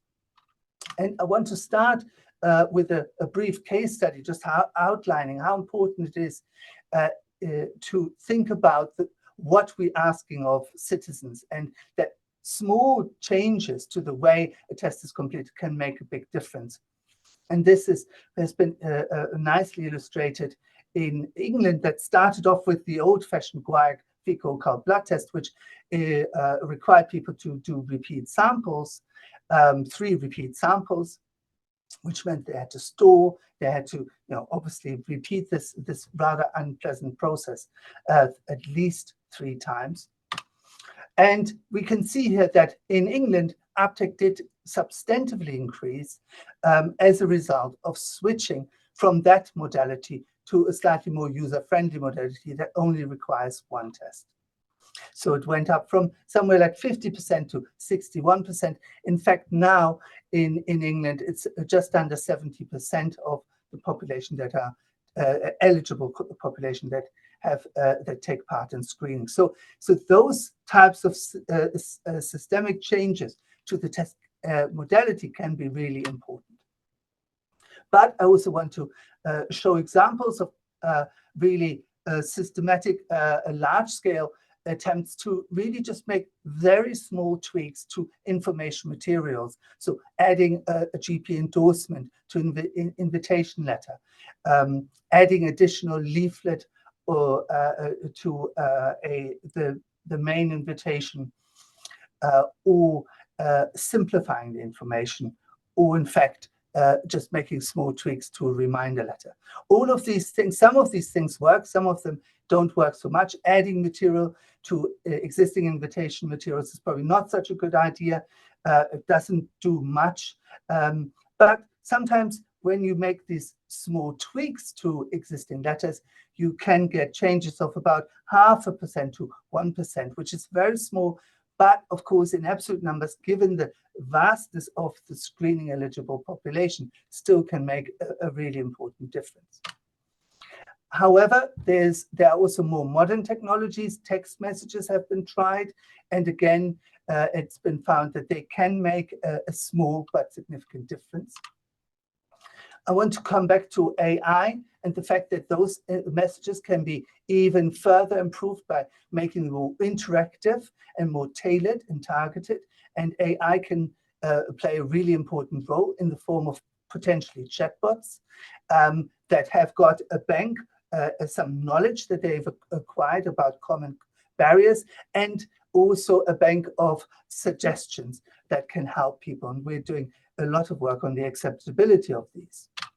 But probably the most reliable way of reaching particularly also hard to reach populations, or underserved populations, as I should call them, is our ways in which we directly reach out to non-responders, either by phone or where we visit them at their home, or in the case of this example, the Call for a Kit project in Lancashire, where people are invited to visit a health promotion officer in a GP practice.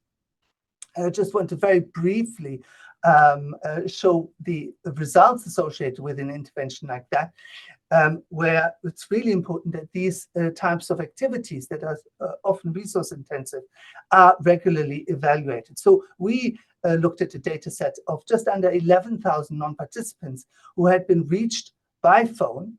They all came from 68 medical practices, so quite a large number of practices and people. And they received a call to invite them to visit their GP and discuss the screening invitation with a member of the health promotion team.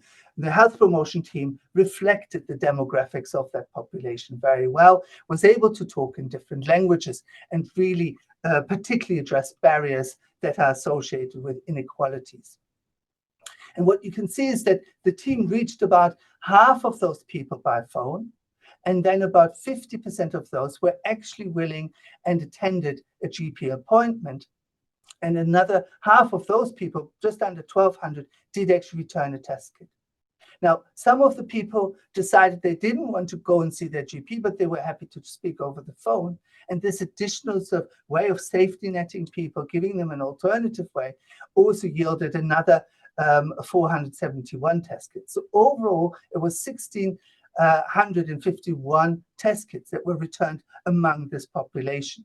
which is a quite positive result. It's a 15%, but more importantly, higher percentage of men as well as among ethnic groups.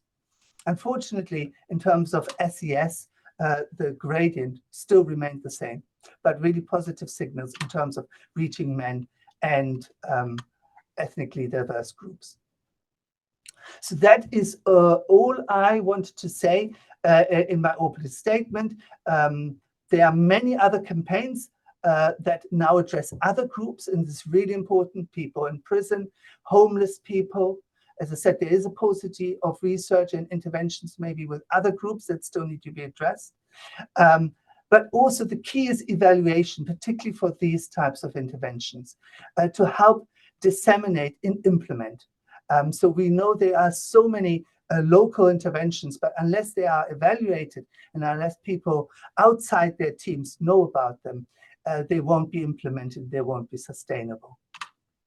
And now I'm just going to hand over to the next speakers. Thank you very much.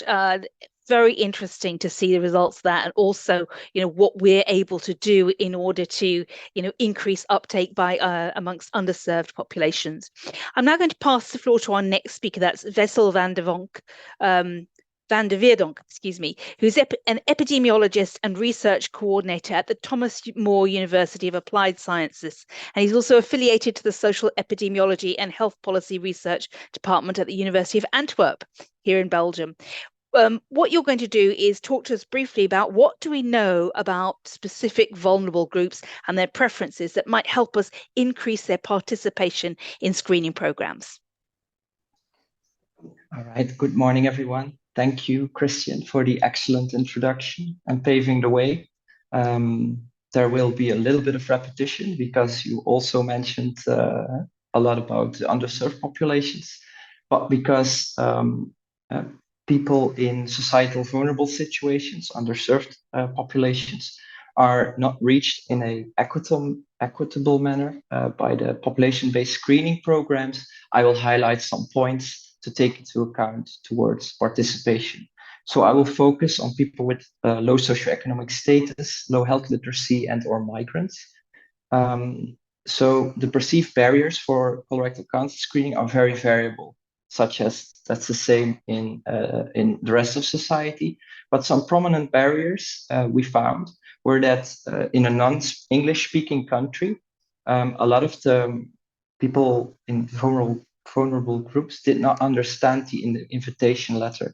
We can only send it in Dutch in our region, and due to the language and possibly lower health literacy, the letter wasn't even opened and reached the bin. There were also misconceptions about risk, such as I don't feel anything, so why should I go see a doctor? I feel healthy. Another thing was perceived difficulty to perform the test. I don't know how to do this test. Well, actually, it's quite easy to do. At least the FIT test is. The conversations with the GPs can be quite challenging because they are not on the same level regarding understanding and communication style. And there is a cost of follow-up in Belgium, at least, for the colonoscopy, which can be challenging for people living in poverty. To go to some of the facilitators to see some light at the end of the tunnel is that if we provide more tailored information regarding language and health literacy, and sometimes regarding culture or background, that would help really well. Also, like Christian already mentioned, a recommendation or an endorsement of the GP would also help. How that is done, that is still a debate. Calling them, sending a letter from the GP practice, putting it in the invitation letter, and finally address some practical barriers. So if you are in a consultation, that the GP should do a teach me back method.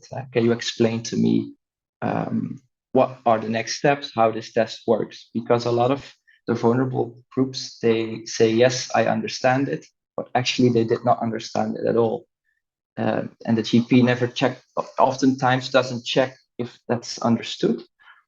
So for me, reaching more vulnerable vulnerable groups for colorectal cancer screening, primary care really holds the keys here, because from a national based colorectal cancer screening program, the options are limited. You have the invitation letter and you can so many things with that, but yeah, somewhere it stops. So, and everyone once in a while go to see their GP or primary care practice. So there are some options there.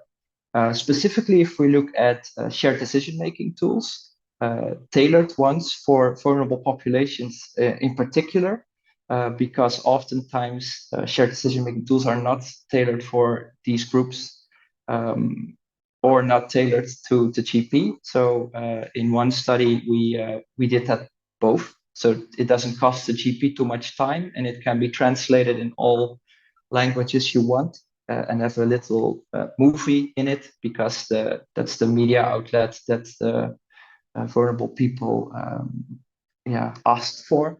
Not a folder, not a brochure, but a movie that can be subtitled, so they can really understand it. So a recent meta-analysis of our group regarding shared decision-making tools for cancer screening also revealed that using these shared decision-making tools in GP practices increase the intentions to screen among vulnerable people quite good, to be honest. Even more so, we did a analysis between the vulnerable and the non-vulnerable, and it increased even more in the vulnerable groups compared to non-vulnerable groups. So there are possibilities there. Unfortunately, there are a lot of hurdles for primary care practice. There are, throughout Europe, a lot of problems regarding shortages of staff. Shared decision-making talks with the group we are talking about takes more time, which is oftentimes limited. There are not a lot of shared decision-making tools incorporating movies that have translation options in it. And of course, to link a bit back to the AI revolution, there are a lot of opportunities there, because these movies can now, since a year, I guess, be spoken and translated to every language you want. So there are a lot of opportunities regarding informing the patients better. And to end my short talk with one thing that, to my opinion, could make a difference, is that we should really support primary care in optimizing these shared decision-making talks, so vulnerable people can reach the level of understanding the information and make a balanced, informed choice towards participation, and that's specifically for vulnerable populations. So yeah. Fantastic. Thank you very much. Really interesting to hear about how you can reach out, what the challenges are, and also another opportunity for AI to make things easier, because as you say, there are now tools out there that make it easy and simple and cheap to create subtitles in all sorts of different languages. So that's great. Let me now introduce Jean-Luc Bouliard, who's an epidemiologist and biostatistician. He leads the sector Epidemiology and Public Health Data Science at the Centre for Primary Care and Public Health, Unisanté, at Lausanne University from Switzerland. And he's going to give us a little bit of an insight from Switzerland, looking when citizens have a choice between the FIT test and colonoscopy, and how that changes participation and screening rates. Jean-Luc, go ahead. Yes, good morning, and thank you, Christian and Wessel, for your great and stimulating presentations. Just some background information about Switzerland. FIT every 2 years and colonoscopy every 10 years are the two screening tests that are fully reimbursed when they are performed within quality assured programs and for citizens aged 50 to 69. Switzerland is a federal state in which regions, we call them cantons, are responsible to organize and deliver cancer screening programs. And the first screening programs were implemented in 2015. Over the last few years, we have seen a fast implementation of programs, and today about 2/3 of the Swiss population aged 50 to 69 are covered by a program. There are also advanced discussion in Switzerland to extend the upper age of screening to 74 years. So most Swiss programs offer the choice between FIT and colonoscopy. This is a rather unique situation in Europe. It offers opportunities to generate knowledge about choice of screening tests by citizens in a real-life situation. It is also a conducive environment for research about participation, knowing that prior research in the US has shown that offering a choice of tests to citizens can improve colorectal screening uptake. So what have we learned so far? Data from the older Swiss program in the kind of VO shows close to a 50-50 choice between FIT and colonoscopy. Women opt more often for FIT and men for colonoscopy. Test preference change little with age, but very strongly across areas within the canton. This geographical variation is largely driven by the number of gastroenterologists in an area, hence by the offer for colonoscopy. But importantly, we found no correlation between the overall participation, that is use of either test, in a given area and the availability for colonoscopy in that area. We recently investigated barriers of non-participation with two different approaches, a mixed method study of non-participants in the programs, and also analysis of claims data from a large national health insurance company.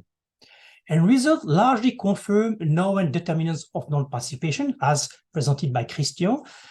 Screening tests as being too unpleasant, both handling feces for FIT and the burden of bowel preparation for colonoscopy, a general low use of healthcare and nationality, being of non-Swiss nationality indeed. But we also interestingly identify organizational barriers. People who did not know how to get screened, did not know for whom screening was intended, or perceiving themselves at too low risk were less likely to participate. However, the main reason of non-participation were citizens that were already up to date with screening recommendations and indeed did not respond to the invitations. So participation, when you correct for this temporary ineligibility, is estimated at around 45%. So in the current situations of offering equally FIT and colonoscopy, effort to substantially increase the uptake will likely lead to saturation of the colonoscopy resources available. And this motivated us to consider risk-based screening. In collaboration with the VO screening program and patient partner, we conducted last year a pilot randomized control study to study the effect of communicating individual risk scores and screening test recommendation on appropriate screening uptake. We collected data on risk factors of colorectal cancer in citizens not yet invited by the program. We then calculated the individual 15-year risk of colorectal cancer using the Q-Cancer risk calculator developed and validated in the UK. Citizens were divided in three groups. The low-risk group was recommended FIT along with the screening invitations. The high-risk group, colonoscopy, and intermediate group was offered the choice of tests as for the control group. We found that appropriate screening was 14% higher in the intervention than in the control arm. We did not find any difference in uptake between the two groups. So now what do we need? We need to replicate these results at a larger scale. We need to assess the cost effectiveness and the clinical outcome of risk-based screening, and also work on implementation of these research results into daily practice. Thank you. Thank you very much. Again, very, very interesting to hear the results. And I noted that, you know, in that one area that there was, when there was a choice that people went 50-50, which was a surprise to me. And that more women went for FIT and more men tended to opt for colonoscopy. So again, I'm sure we'll open up this question of gender differences a little bit later. Let me now invite André Carvalho to speak. He's a senior scientist at the Prevention and Screening Branch of the International Agency for Research on Cancer, that's IARC-WHO. And he's going to talk about how we can promote participation in colorectal cancer screening programs by incorporating some of these citizen preferences that we've just been hearing about. So André, please go ahead. Hello, everyone. Thank you so much for that invitation. Congratulate DiCE for the event. Right, I guess a lot have been said about, you know, the patient choice in this table. Nice presentation from Christian for, you know, the overall and the experience, you know, in Belgium and in Switzerland, right? And what we know, right? We know this tendency that, you know, the most studied question for increasing the participation was related to the choice of test. And as soon as not only we move from, as put in the first presentation, from 3 collection of blood for our old test code for old test for the new one that you can do one single test, that's become the best choice, when we see research and the participation have increased.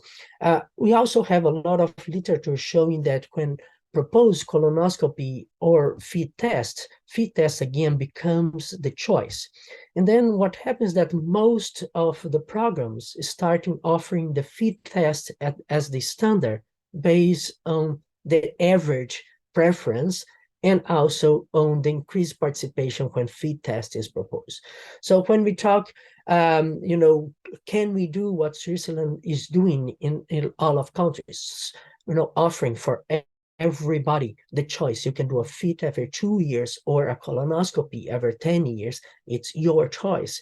I think this is the natural progression when we think that the citizens should have a choice. If you have two tests that have equal efficacy and the colorectal screening test. But also we need to consider a few things, right? Is that colonoscopy is usually the bottleneck of the colorectal screening programs, right?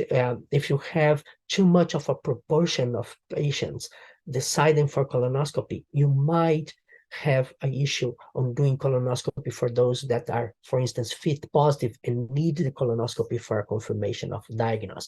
We don't have data on that, and I think we need to explore more that possibility. We do know that it's complex to explain when we send the invitation, even one test, and the reason you are doing, and now you need to explain not only the reason you're doing, but there is two tests, and then you need to make two choices. The first one that we are always saying, do you want to participate or not? That informs shared decision of participating. And we also are discussing that these need to come with different flavors, different languages, different levels of comprehension, to achieve all the population, right? The less served population. And then we put another layer that's, okay, now that you decide to participate, you have two possibilities, right? And then we need to understand how to not complicate, and then suddenly, the participate of this become too complicated, right? Now I want to participate, but now I need to make a choice of which test I want. But this will only come and need to come, with health literacy, with approaching, the less served population, and try to understand what are their thoughts and what their preference on that. I think, and this usually is not really translated to different countries, and even in one country to different regions, to different cantons. We just saw Jean-Luc showing difference in the cantons about the preference. So we know more and more, that doing multi-component invitation, putting form share, trying to tailor GPs indoors, mass media is the way to bring more people. And we now have a test that's easy, that increases participation. We should move forward in the field and propose also that the patient not to inform consent to come, but also which tests he wants or she. But we need to understand how to approach that. And I think this is still a field open to research and exploration. Thank you so much. Excellent. Thank you very much. And again, it's very interesting to hear how behavioral science and understanding about people's, decision-making preferences is being taken into account. And again, I think it was useful that you highlighted that actually there's a first choice. The choice is to participate or not in screening. And we sort of, if we don't pay enough attention to that moment and getting people over that barrier, then later choices become a lot harder. So thank you for that. And the final member of our panel is Hadley Clark, and she leads oncology-focused initiatives that explore innovative screening technologies and anti-cancer treatments at Faster Cures of the Milken Institute. She also serves on the Prevent Cancer Foundation's Innovation Council, where she advises on innovative cancer screening technologies. So I think she's the perfect person to tell us more about what does the data tell us about citizens' preferences from the work being done by the Milken Institute. Hadley, please go ahead. Good morning. Thank you so much. So at Faster Cures, we actually convened a patient-focused group of people with lived experience of cancer, including previvors, as well as survivors and caregivers across Europe and the United States, to better understand patient preferences in the development of novel screening technologies for all sorts of cancer. And through our research, we actually identified 6 common patient preferences, some of which I think are validated based on the previous presentations here, but most critically was accuracy. First and foremost, people want a test that gives them an accurate result that doesn't require additional follow-up or subsequent multiple tests. In addition, people want to have their cancer screening administered by someone that they're familiar with, like their primary care physician or their GP, which is not always the case. And then people also want access to screenings that are close to home and convenient, where they're not having to take multiple forms of public transportation or drive long distances to a facility for a specialized screening test.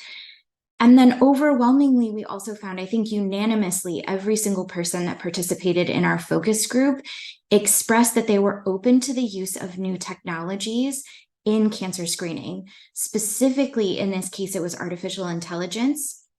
So rather than chatbots, which we had talked about previously, or text messaging systems, we specifically asked about artificial intelligence augmenting or supporting the interpretation of screening tests, such as what we're seeing a lot in the imaging field right now. And everyone who participated said that they were very interested in that, as long as it improved either the time in which they received their test results, or if it improved the accuracy of those results, as opposed to just being interpreted by a human. And then the 2 last preferences that we had identified, I think, are actually the most relevant to colorectal cancer screenings, to existing colorectal cancer screenings. And that is, when given a choice, people prefer screening modalities that are minimally invasive and cause minimal harm. That there was a lot of fear talked about, not just in the fear of a potential diagnosis, but the fear that something could happen to them without them knowing, or that made them feel uncomfortable. It's a very oftentimes an invasive or uncomfortable process to go through. And then lastly, along those same lines, is that people also preferred screening modalities that provided minimal complications, discomfort, or pain, and modest preparation. I do acknowledge we did talk to several survivors who were currently undergoing surveillance. I understand screening and surveillance are quite different. However, many people said that they weren't even able to go through prep for a colonoscopy, that it was just too difficult for them. And so they had to explore other avenues with their care teams. So I think there's a lot, in addition to sort of traditional access, education, health literacy, there are other barriers to entry for many people based purely just on their personal preferences and comfort level with some of these screening technologies.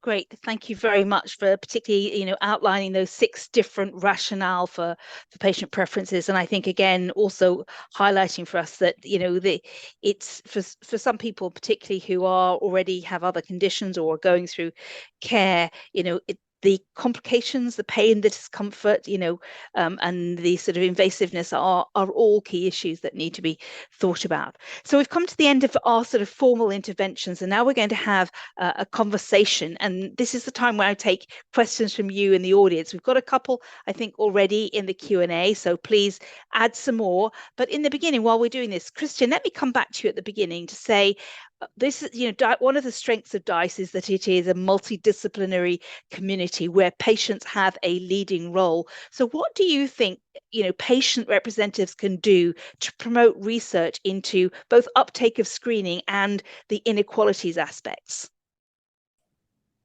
Yes, thank you. And I think patients are really crucial in this. So we have conducted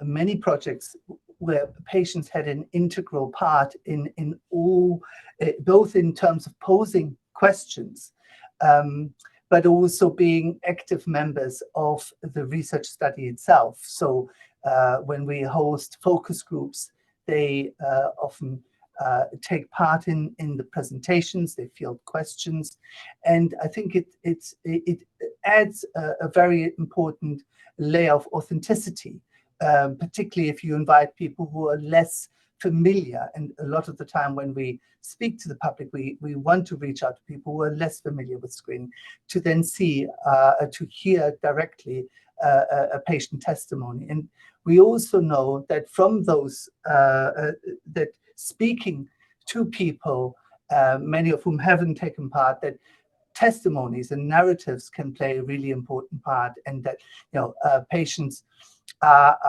very important in that role, but also to advocate and to make sure that our research questions are relevant to them, and that we come up with acceptable solutions. Great, thank you. Wessel, let me just briefly ask you, what factors we should be taking into account when we're developing a tailored shared decision-making tool. You mentioned shared decision and some of the challenges, linguistic, cultural, etc. But what else do we need to take into account? Thank you for the question. I think it's two-layered. Yeah, on the one side you have the tailoring for the GP. What does the GP or the health promoter wants? And we found out again in one of our reviews that the quality of the content should be taken into account. So it should be trustworthy data based on clinical, preferably clinical guidelines. That it doesn't take too much time, or even that it's time saving, that it's flexible and readable for both parties. And on the other hand, we have the patient preferences, which is totally a different thing. And they told us that it should be clinician assisted.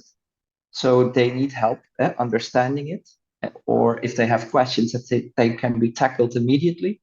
That it should be relatable and culturally sensitive, because a lot of, at least in Belgium, some of these movies are of a white middle-aged man, and not all people relate with a white middle-aged man. So that's why we can work on that as well, I guess.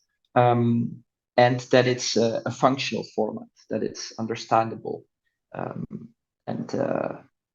So that those were the two main things when developing such shared decision-making tools that should be taken into account, because it can be wonderfully developed for vulnerable groups, but if it takes too long, no GP will use it. So those both things are very important to take into account. Okay, thank you. And I invite the speakers to have a look at the questions that have been submitted, because you may want to answer them online. Christian, there was a question directly to you. You might want to type the answer that everyone can see.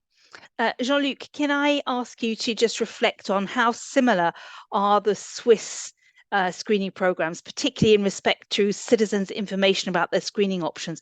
It's a country where you've got different cantons, different approaches. So is it the same approach? Are they different? And different languages as well, which complicate the communications. There are clearly more similarities than differences between programs. As I said, most programs offer FIT orchoscopy, but some decided to offer only FIT because they knew they didn't have enough gastroenterologists in the area, for instance, or the threshold of positivity of FIT can differ between a program and the next. But in terms of informations, all the scientific information about the risk factor, the benefits and the harms of screenings are developed constantly at the national level and is regularly updated. So it's important that citizens, wherever they live, they got the same informations about the benefit and risk of colorectal cancer screening. But then, of course, there are some program-specific information with the way or screening is delivered change. In most programs, for example, FIT is delivered through the pharmacies, and the pharmacist informed the citizen how to perform the FIT test. In other programs, it is sent along with the invitation letter. Those are some subtle differences in the way the part of the information can differ for some context-speaking information, but the large part is the same. And in VO, particularly there's two options, and I'd like to rebound on the very good comment of André.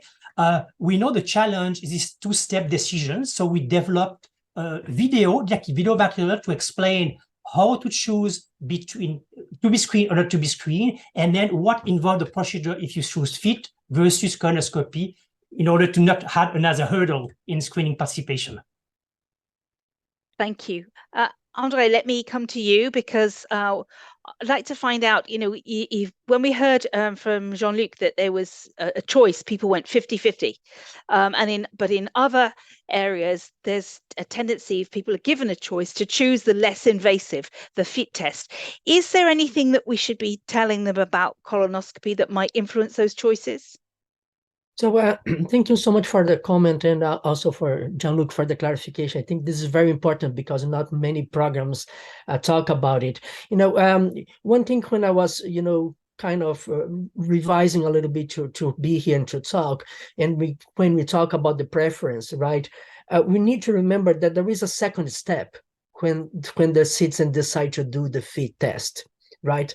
The colonoscopy shows up again if the test is positive, right? It's true that the vast majority will never need a colonoscopy, and we're talking about, you know, over 80-90% will never had a FIT test FIT positive in their lifetime.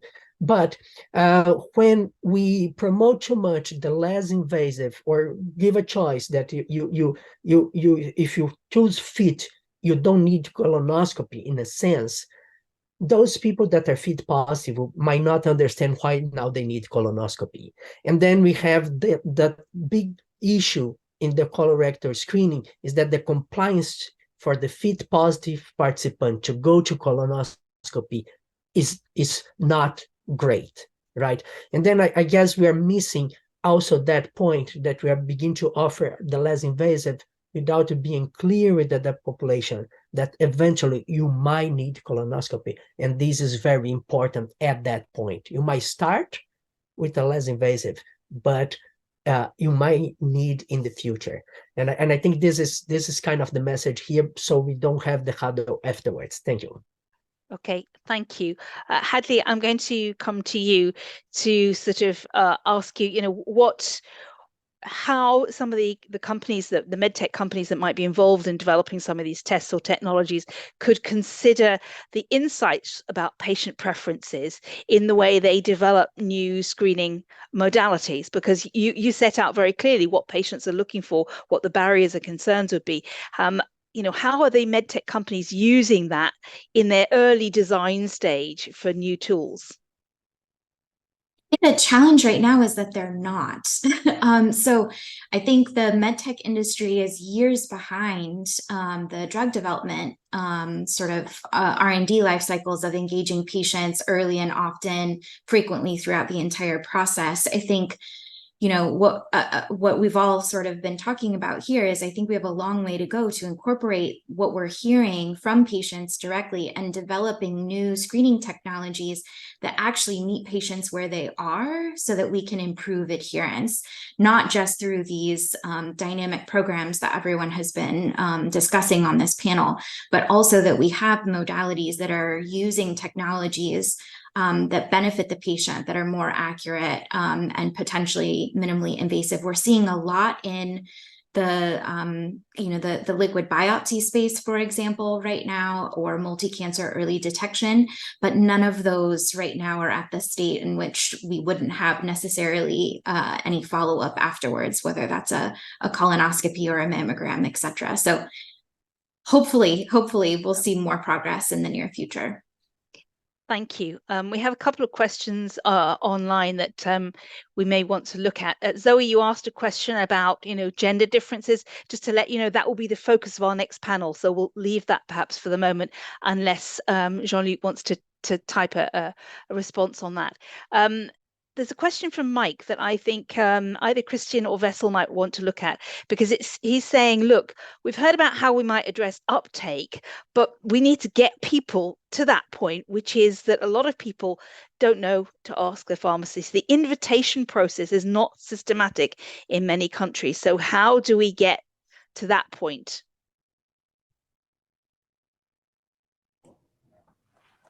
Yeah, very happy to see that pharmacists are being mentioned because we've been doing quite a bit of work on in England on how we could activate them a little bit more to become advocates, and I think that's my main answer is that different healthcare sectors need to be switched on to screening, and that also sometimes includes GPs in primary care. So levels of awareness of screening programs among healthcare providers who are often left out of the program because programs are centrally run isn't always as high as you would wish it to be.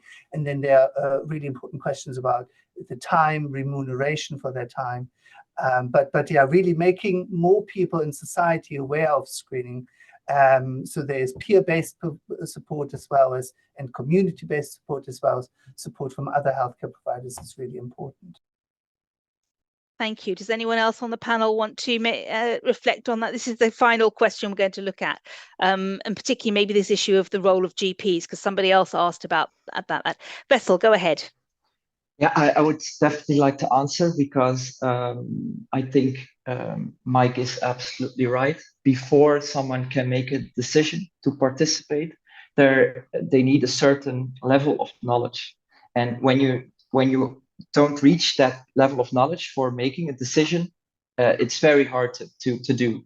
And we cannot bring the knowledge to them in Dutch, in Belgium at least, with an invitation letter. So someone needs to tell them or show them. And in this case, the GP is very well positioned to do so, to explain what is colorectal cancer screening, sometimes what is a colon. Some people don't know. So that's very important to have tools, materials that people understand, like I mentioned, shared decision-making tools tailored. So the GP has an easy time to explain the choice that is possible here. And we did this experiment with, I think, 70 people who didn't speak the language very well. And at the moment they understood what was going on, there was a little panic. And they wanted the invitation letter and wanted to participate, because at that moment they understood what was going on. And before that, they had no idea. So that's my comment on it. Thank you. And Andre, would you like to just make a comment about the role of GPs as gateways, as decision makers, as ambassadors, in dealing with this screening issue? Yeah. I think more and more we understand the power of the GP over their patients in terms of, how much patients have confidence on the GPs, right? And trust them. So I think they need to be an integral part of the colorectal cancer screening programs. What we saw also, we have been seeing is that, programs that's based only on GPs for invitation doesn't work well.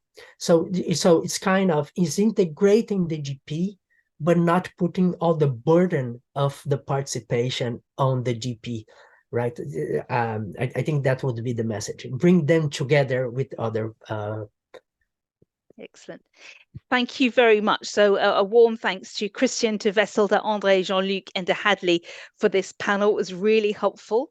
We're now going to close this panel, and the next conversation we're going to look at is going to deepen our understanding about gender differences and ethnic diversity across Europe and how that affects the screening process. And particularly we're going to look at how do we make it more individualized and tailored based on gender and ethnicity, because we've heard that's really important, both in terms of language, understanding, cultural approaches. So that's going to be our next panel, and it's going to follow the same format. So I'm going to introduce the person who's going to give us a 10-minute opening, and that's Esther Toze-Zaltendijk.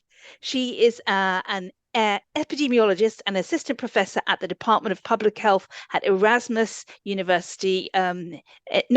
Medical Center in Rotterdam. She's also a member of the expert working group on medical interventions as part of the European Code Against Cancer. So this is really something that she's going to help us understand. And she's going to talk about why and how we could personalize colorectal cancer screening. Esther, floor is yours. Yes, thank you. I'm going to share my screen, which is always the biggest challenge. You see my slides in presentation mode, isn't it? Yep. I see my colleague who's sitting in front of me nodding, so that went well. Yes, thank you for the introduction. And I'd like to give you a short introduction on personalized screening. I think I was already introduced myself. I think before we start, I think it's good to have a clear idea, what do we actually mean with personalized screening? The idea behind is that we actually increase the benefit who are at highest risk to develop colorectal cancer, but we also might reduce the harm for the people at our low risk. I think this is still very broad, but I think this is the whole idea about not giving everyone the same strategy, but actually defining it based on an individual risk. And so I was assigned to discuss sex and ethnic groups. So I want to start with sex, and then later on I want to discuss ethnic groups, and there will be a small surprise at the end if there may be an alternative. But start off with sex. So what are the reasons why we may screen men and women differently? So I present you here some results of the Netherlands, where you see the first until the fourth screening round, and you see the FIT positivity rate, so the number of people with a positive stool test for the 4 rounds. In the blue bars, you see the males, and in the orange, you see the females. I think we can all clearly see that males actually have a higher FIT positivity rate than females for all screening rounds. You see that the gap becomes smaller over 4 screening rounds, but still the difference is quite big. The question only remains like, is this beneficial for males because they test more often positive, but we actually don't know if they were true positive, or might it be positive for females because this indicates that they are at low risk? Only the FIT positive rate is not going to answer that question. So we go one step further in the process. So most FIT-based screening programs, if you test positive, you are referred for colonoscopy. So we also looked at the findings of this colonoscopy, and then we define a positive predicted value. So these are the numbers of people who either have a colorectal cancer or a precursor lesion of the cancer during this colonoscopy. And so on the top row, you see the males. On the bottom row, you see the females. And again, I showed you results of the 4 screening rounds. So these are the same people as I showed you before in the FIT positivity rate. And here you can clearly see that males are more likely to have a relevant finding during its colonoscopy than females. So from this perspective, we actually can conclude that there is a greater benefit for males during this colonoscopy. You see that the gap actually also becomes smaller over time. Again, if you look at the last screening round in this data, so at the 4th screening round, we see that the positive predicted value for males is 36, while for women, this is 33. So the gap becomes smaller after multiple screening rounds. So how can we explain this? I think we all know, or at least the researchers in this meeting, that there is a higher risk for having colorectal cancer from men. This might explain also partly the higher yield, but we also know that the FIT test is less sensitive in women. This might also explain the lower FIT sensitivity in women. Then the question remains, what are we actually benefiting? Like, what is the benefit we're aiming for? Do we strive for a similar positive predicted value for men and women? Or do we just want to target the group which potentially can have the highest yield of screening? And depending on the question, but also depending on the benefit you're aiming for, the answer might be different. And then I want to close the part of the gender-specific screening by a quote of Professor Peter Sassini, where he very nicely summarized that, yes, it has great potential, personalized screening. And I want to read out loud the last sentence, but we need to agree on forehand what it is what we're trying to achieve. So it's very important that we keep in mind, if we want to have sex-specific strategies, what are we actually want to make equal? What do we want to benefit for? So another way to personalize screening is that we have different screening strategies for the ethnic groups. In Europe, there is less information about this. The most research comes from the United States, but there is I think in the Flemish program, they did a lot of research on this topic, and apologies if I maybe overlooked an other relevant publication, but they actually looked in the Flemish program, and they showed that other nationalities than the Belgian and the Dutch, they have a lower uptake for screening. And so we see that other groups of people are less likely to participate than the majority living in that country. From the US, there is a wealth of data. They consistently show that the non-Hispanic Blacks are at increased risk, but also have a higher risk to die from colorectal cancer. This higher risk is explained by mostly by lifestyle factors. The inequity in the screening outcomes is also, again, I think, and this is in line with maybe also some European studies, if there is lower participation, they are more likely to die from colorectal cancer because their cancer is detected at a later stage. Yeah, but we also in the US see that certain groups have delayed treatment or suboptimal treatment, which has also impacted their colorectal cancer outcomes, and they're more likely to die. So we also recently did a similar study in the Netherlands where we compared people born in the Netherlands, and we compared them with people who were born outside the Netherlands. And here I show you the largest group, of immigrants. And on the left axis, you see the colorectal cancer incidence. At the right axis, you see the participation rate. And the participation rate is reflected in a red line. And I will start with the participation rate. You can clearly see that people mainly with a non-Western background are less likely to participate. You see that the lowest participation rate was actually observed in people that were born in Turkey or Morocco. But very interestingly, if we go to the left side, to the colorectal incidence, which is reflected by the yellow bars, and you can read the odds ratios in the yellow bars, we can clearly see that all groups that were born outside the Netherlands actually have a lower colorectal cancer incidence risk.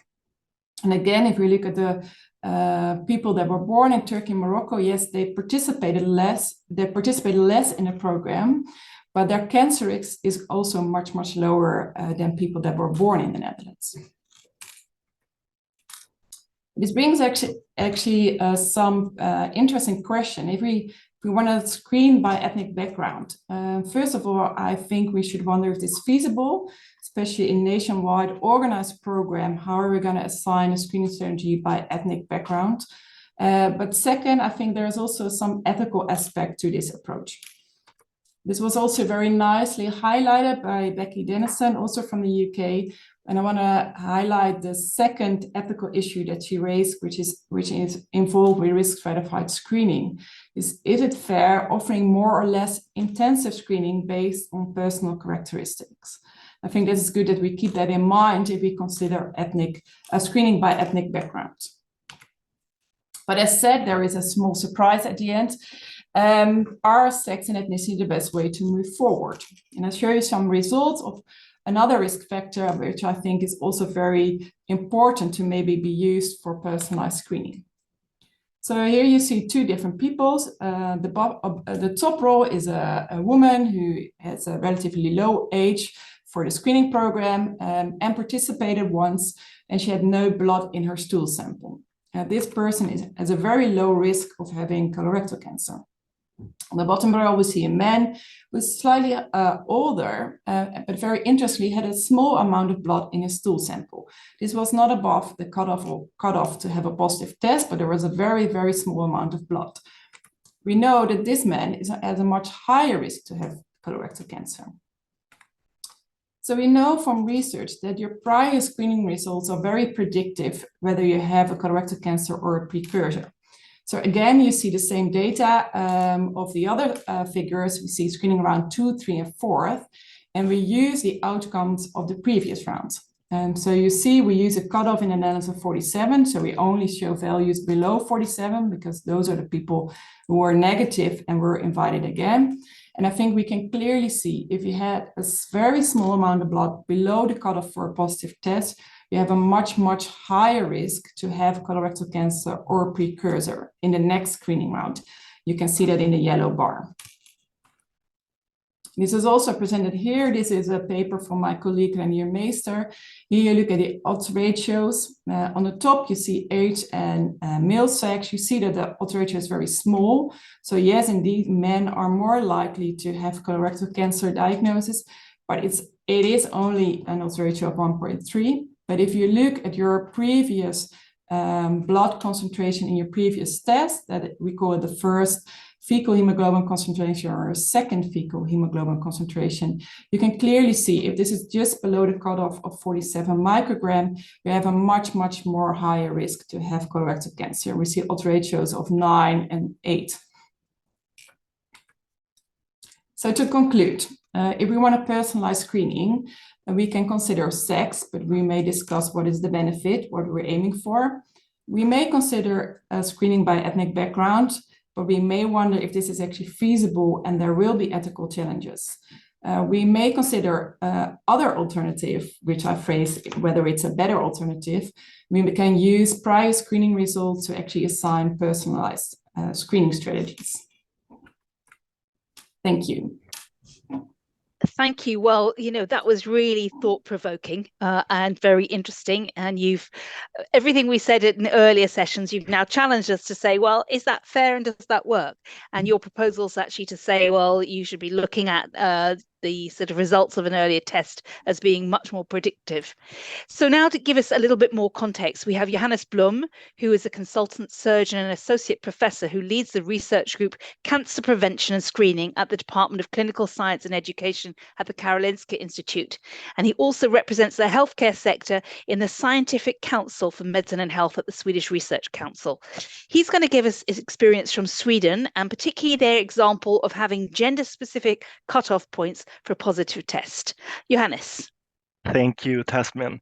To start, I want to give you some background about the screening program in Sweden, so you know how we decided to have different cutoff levels for men and women. We started all in 2008, that is 15 years ago, in the region of Stockholm, covering approximately 25% of the Swedish population. We invite everyone, starting at the age of 60. So there are no exclusions. So prior history or comorbidity. And since we invite everyone, we also say that it's the screening program for the average risk population, of course. I also want to say that the screening program is centrally administrated, so we don't use the GPs. The region sent out invitation letters with the test kit, a test for occult blood in the stool, but also a prepaid return envelope to the lab. And with a positive test, you are offered a follow-up diagnostic colonoscopy within 2 weeks. If it's a negative test, you are re-invited after 2 years, and that also goes actually for those with a positive test and a negative colonoscopy. They are also re-invited after 2 years. So when we started in 2008, we used the GAIAC-based Hemocult test, very subjective test, blue, not blue. But still, it was the test used in the older randomized controlled trials that demonstrated the colorectal cancer mortality reduction of approximately 15%. And when we did the evaluation after 5 years, summarizing the outcomes of the program, we had a participation rate of approximately 60%. It was lower in young men and better, higher in older women. But most obvious was that we had different positivity rates also with the Hemocult test.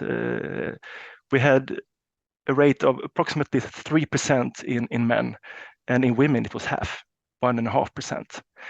So with that, the proportion of men being referred to a follow-up colonoscopy was twice that of women, and that's not gender equal. And also when we looked at the sensitivity of the test, how good the test is to find a cancer if it's there, the sensitivity was 50% in men, but it was only 30% in women. So with that, we actually missed 70% of the colorectal cancers in women with the screening program, and that is not good. And around this time, FIT was introduced to the market. As you know, it's a quantitative test with better uptake in previous studies and also better precision. And the good thing with FIT, when you measure the amount of human blood in the stool, is that it's up to you to decide what amount of blood are we considering pathological that needs a secondary investigation with colonoscopy. And you can decide and adjust the level according to different things. For example, your resources of colonoscopy and also probably, as we have done, by gender.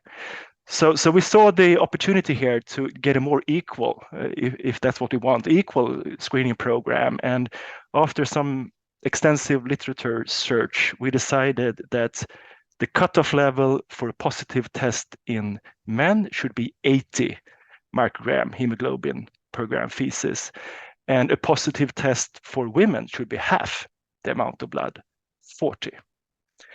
So by doing this, we increased the participation with around 10%, more among the young men than older women, but still. But most interesting is that we now have the same positivity rate in men and women, close to 3%. And also we have increased the sensitivity by changing test in both men and women. In men, the sensitivity increased from 50 to 62%, and in women, the sensitivity increased from 30 to 75%. So we detect a majority of the colorectal cancers in women with this. And also with the same positivity rate, it will be kind of the same proportion of referrals to a diagnostic follow-up colonoscopy. So with this, we can say that our screening program is gender equal. Thank you. Okay. Thank you very much. Very interesting to hear your experience from Sweden and how having different gender cutoff points from your point of view meant that you rebalanced the unequal process before, where a lot of women's cancer was not being found. Here to give us a different perspective is Isabelle Portillo, who is a doctor specializing in preventative medicine, and since 2009 she's been the coordinator of the Basque Country's colorectal cancer screening program, including the planning, the organization, quality control and evaluation. And she's going to tell us why the perspective from her region is there's no need for sex-specific cutoffs. Isabelle.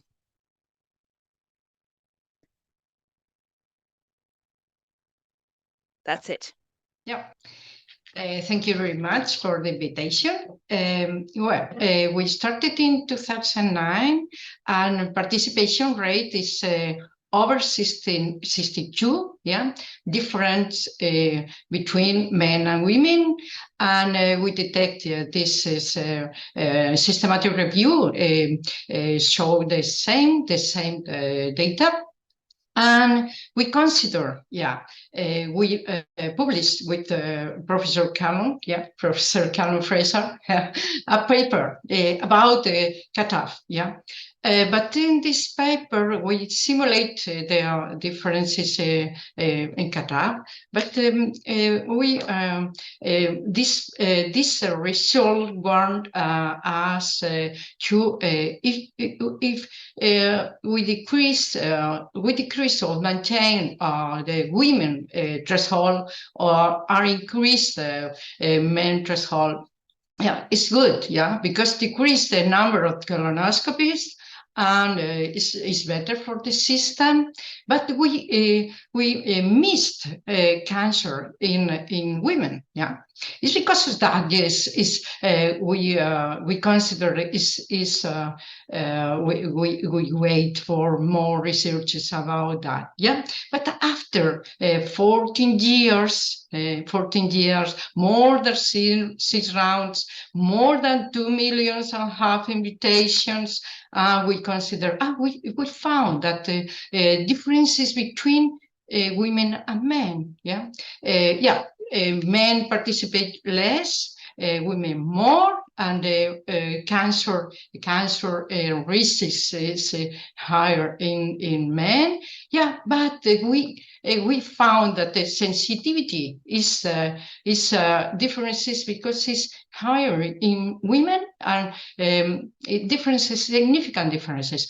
But we detected colorectal cancer in advanced states significant higher in women. Well, that is a surprise for us, and we started to consider what are the differences, and the difference are in location. In location, right colon, yeah, is more frequent in women. And second, yes, all right location. And in fact, yeah, it's not related to participation in previous round, yeah, but it's we need to consider that is needed to maybe that my Finnish colleagues increase, not decrease, increase the threshold in women, yeah, but that is a problem because like Esther showed the false positive. If we increase the threshold in women, false positive increase as well. And the balance is difficult. But maybe we need to incorporate other biomarkers that maybe increase sensitivity and increase sensitivity in all locations and for women and men. Maybe, yeah, there are differences between cancers, are differences between morphology, between histology, and we need to discuss about that. Yeah, okay, thank you. Thank you very much. And I think you said, you know, we need to look at other potential tools to help us understand it, such as biomarkers. And of course, at the beginning of our session, we had a really interesting input from, I think, Trine, talking about biomarkers and, you know, how you can test for presence of bacteria and other things that we know are sort of drivers of potential later disease. So thank you for that. And also showing that there's not necessarily agreement about the best way to do this. And that's why we've got this panel. Giving us another perspective, we have Callum Fraser, who is a Senior Research Fellow and Honorary Professor at the School of Medicine for the University of Dundee. And over the past 25 years, he's been involved in setting up the UK colorectal cancer screening pilot and the development and rollout of the Scottish bowel cancer screening programme, as well as the assessment and application of newer fecal tests. So you're going to tell us a little bit more about sex and age-related fecal hemoglobin concentrations and what that means for the distributions in different aspects of screening. So Callum, that sounds very complicated. I hope you're going to be able to make it easy for us to understand. Thank you very much. And it's wonderful being here in this wonderful programme and to give some perspective about something that we, I think, rather uniquely have done over the last few years, which is to look at the numerical distributions of fecal hemoglobin concentrations. And we have done this in Scotland in a fecal-based evaluation pilot. And then we also did the same sort of thing in our fecal fit-based Scottish bowel screening programme. And notably, these two, the pilot and programme, like the Netherlands, use different fit analytical systems, which is important. In collaboration with others, we've also looked at fecal hemoglobin concentrations distributions in Florence and in Barcelona and in Taiwan. And what we can see is that in different countries, the distributions are very different. We can also see that using different methods, the distributions are very different. And therefore, taking these two things into consideration, we might consider that some of the data that's published is not exactly transferable over either instrument or over geography. What we've also shown is that fecal hemoglobin concentration is related to age. As you would expect, it rises with age. We have also shown that fecal hemoglobin concentration is proportional to socioeconomic deprivation, the more deprived having higher fecal hemoglobin concentrations than the less deprived. But throughout the methodology and the country, and even regions in a country, a small country like Scotland, which has 14 health boards responsible for the population, the distributions are very different in the different regions of this very small country. However, across everything, you can see that the fecal hemoglobin concentrations, as shown nicely by Esther, are lower in women than in men. And I think that this has quite a lot of ramifications on why women are seriously disadvantaged in current bowel screening programs, in that, as we've shown, women have lower positivity, and as Johannes mentioned, this means that fewer women are invited for follow-up investigations. We also have heard that in women, FIT sensitivity is lower. We also know that the number of interval cancers is much higher in women than in men. And we also know that the reduction in both incidence and mortality over time is lower in women than in men. So women are disadvantaged, and I think many of the disadvantages that I've just outlined are due to the fact that the fecal hemoglobin concentrations are lower in women than in men. Because of this, we, I think, need sex differentiated fecal hemoglobin thresholds.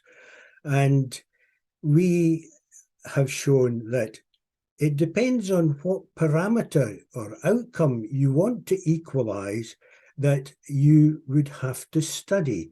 So Esther mentioned positive predictive value, but Johannes mentioned equaling positivity. So you could say, my aim is to equalize positive predictive value, positivity, interval cancer proportions, or any other outcome that one chooses to study, sensitivity, for example.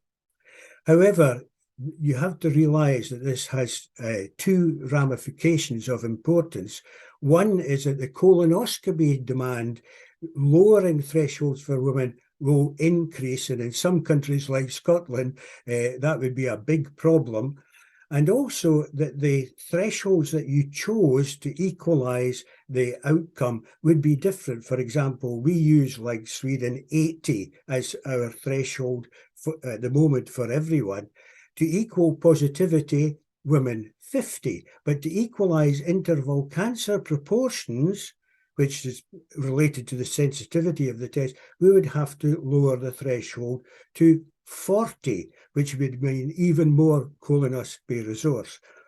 Looking at the recent literature, you can see from the Netherlands, from Sweden, from Finland, and from Denmark, that you can equalize sensitivity, you can equalize positivity, you can equalize other outcomes by simply changing the thresholds. And I think the concept of changing the thresholds is very rational, and we need to find ways to encourage program organizers to institute this quite easy thing to do probably for most programs, although, as I mentioned, there are some caveats in colonoscopy and which particular outcome you choose to go for equality of the sexes. Thank you. Thank you very much. So again, you've helped us to sort of understand that different countries are looking at this, and by addressing, setting a different threshold, it allows a sort of more nuanced response, and trying to find a way to make sure that women are appropriately served by the screening and follow-up invitation process that exists. Audience, I'm now going to be opening the floor to you. So if you've got questions for our panel, this is a tricky, complex issue, but fascinating. Please put them in the Q&A. And I will start by going back to Esther, because I think we got a really interesting question from Callum, who sort of said, well, what's the endpoint you want to get to? So if to understand an optimal risk stratification for screening strategies, what should be the desired endpoint that we're talking about? I think I also raised the question because I'm not sure about the answer. I think we should be aware that depending on the outcome you choose, you get a different answer. I think that's already very important to be transparent in that. I think ideally, of course, we want to base that on the incidence and mortality reduction.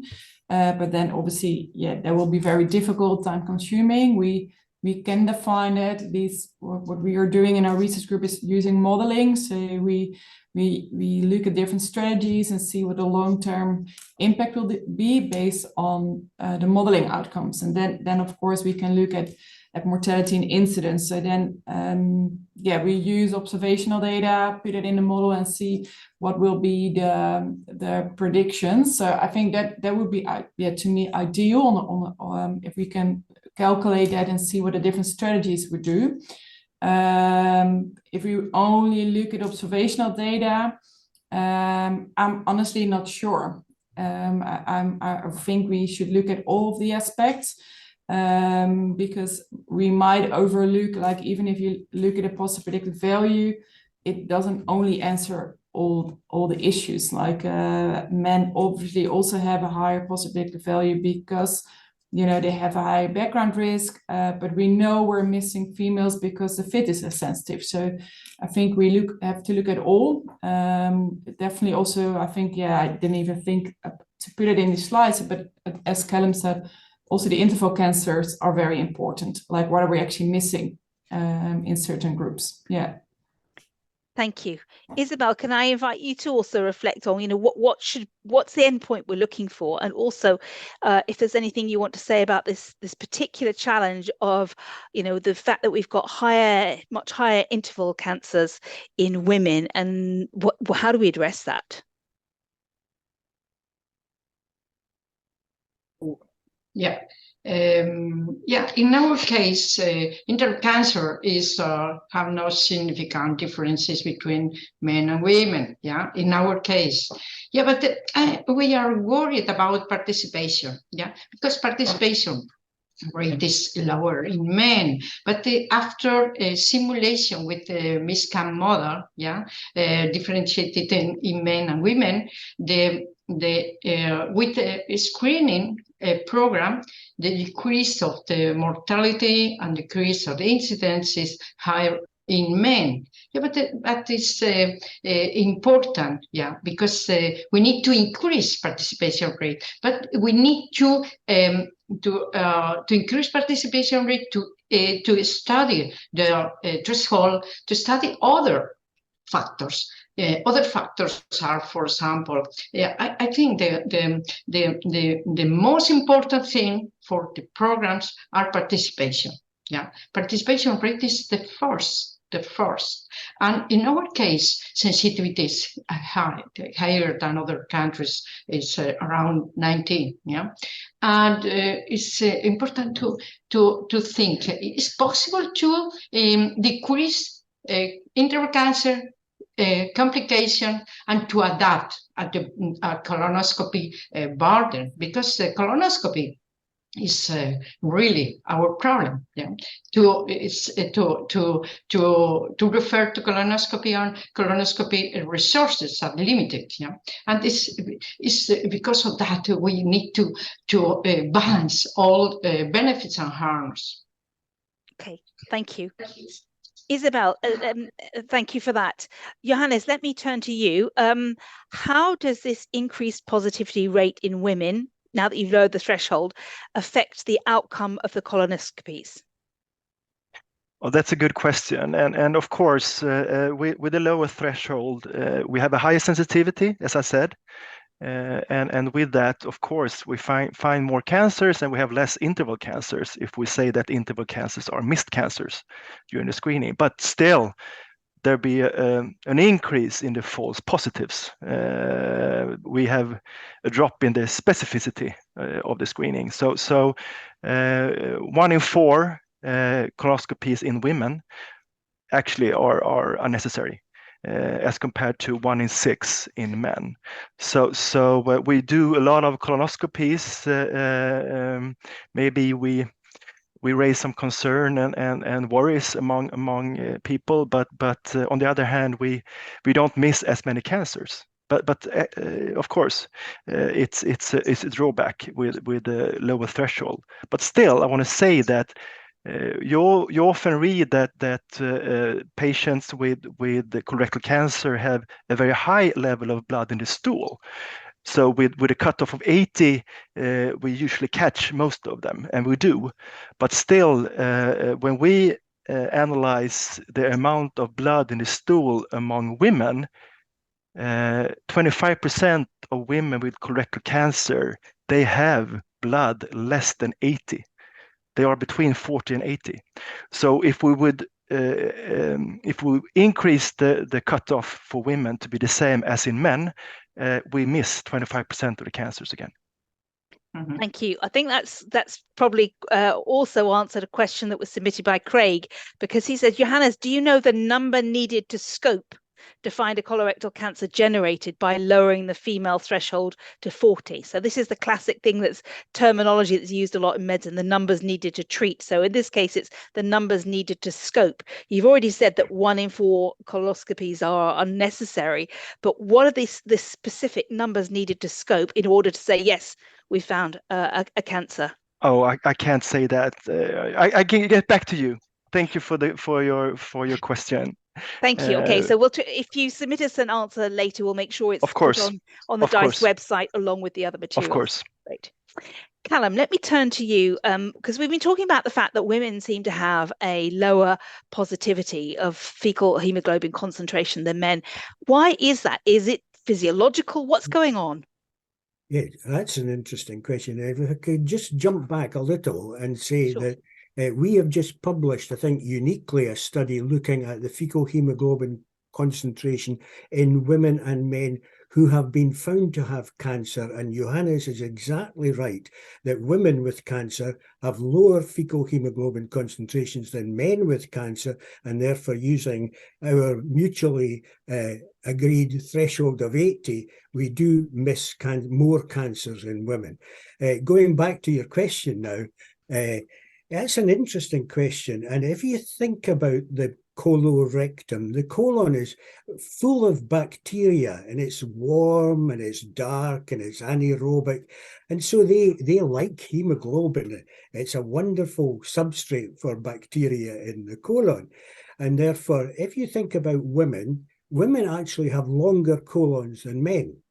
It's been shown that the transit time in the gut of material is longer in women, so there are more opportunities for the hemoglobin to be broken down.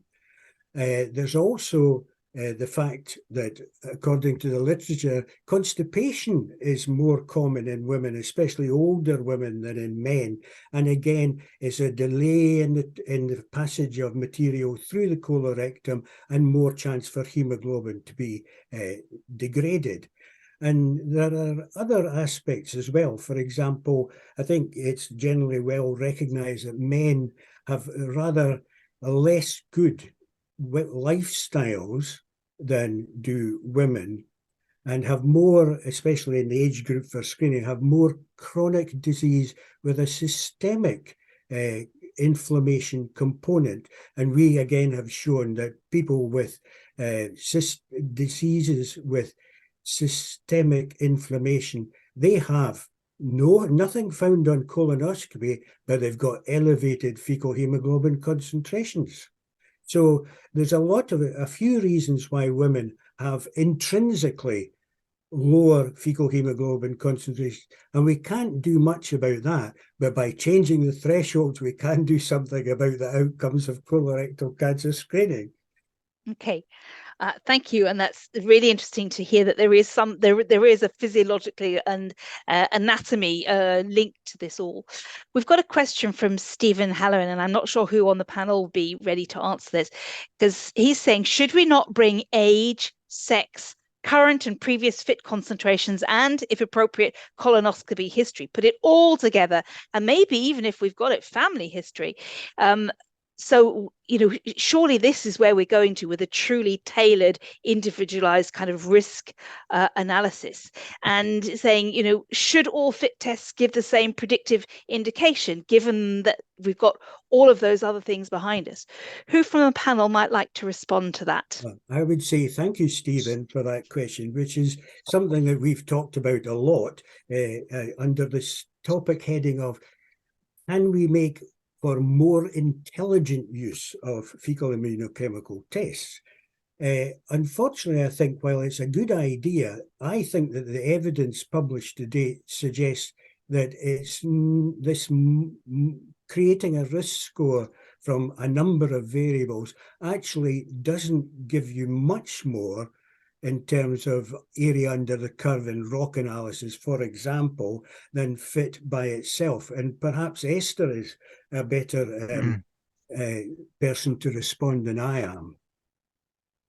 Yeah, I fully agree. I think the predictive value of I agree that your history of your screening results, it's so predictive that of course the AUC will improve a little bit if you add, for example, age and sex, but it's so minor that you may, especially if you also want to add family history, colonoscopy history, that will make your model complex.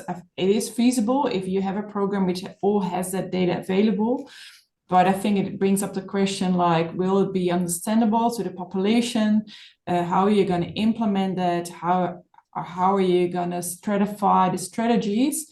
I think, so I think it has potential to make use, if it's in the database and you can make a sort of algorithm behind it, taking into account age, sex, your screen history, as long it's not gonna lower your participation rate. I think that, and it's also, I think what Isabel highlighted, if these complex personalized strategies will result in lower participation rates in a population, then obviously you should not do it. But I think we're all aware of that. And seeing the second question, yeah, we're also interested in that question, like how far should you go back in your history? Your prior results is predictive, maybe 2 rounds are predictive, but if you've participated 6 times, should you really include your first screening results? We don't have the answer because our program is sort of too young. But yeah, that would be very interesting. Like, maybe your last round is so predictive that it's actually not needed to go back 5 or 6 rounds. But yeah, I think that's a question that at least for us still need to be answered. Yeah. When we talk about sort of multiple rounds of testing, are we talking about people who, because in some countries it's a schedule of every 2 or 3 years that you should have one once you hit, say, 50 or whatever it is. So are we saying these are people who've had their regular schedules, every 3 years, and after the 3rd or 4th round, so they're now 10 years older and therefore the risk factor has changed? Or are you saying people who had a first test where they had a low level and then they were triggered to have another one in 6 months, so we're catching them in a sort of tighter loop? I just want to try and understand that. What does multiple rounds of testing mean? The participation rate is stable, yeah, but the positive rating decrease also in men and women, but more but relative the same, no? But maybe it's possible to predict, for example, with a different algorithm, predict when is the best or biannually or the annual or in 3 years to invite depends on the participation and depends on maybe the concentration of hemoglobin. I don't know if it's possible to predict that. Maybe with a large cohort of the patients of the around, but in our case. I think the most important thing is how to predict how to predict not to develop cancer. If I invite, it depends on the risk and depends on the sex and depends on the age. I consider the Professor Carol Fraser, right? There are differences between men and women. Yeah, it's all, but you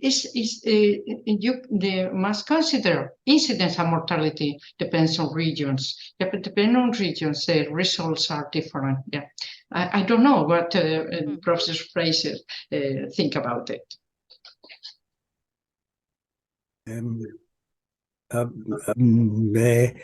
Yes, I think Esther has actually answered the question very well, in that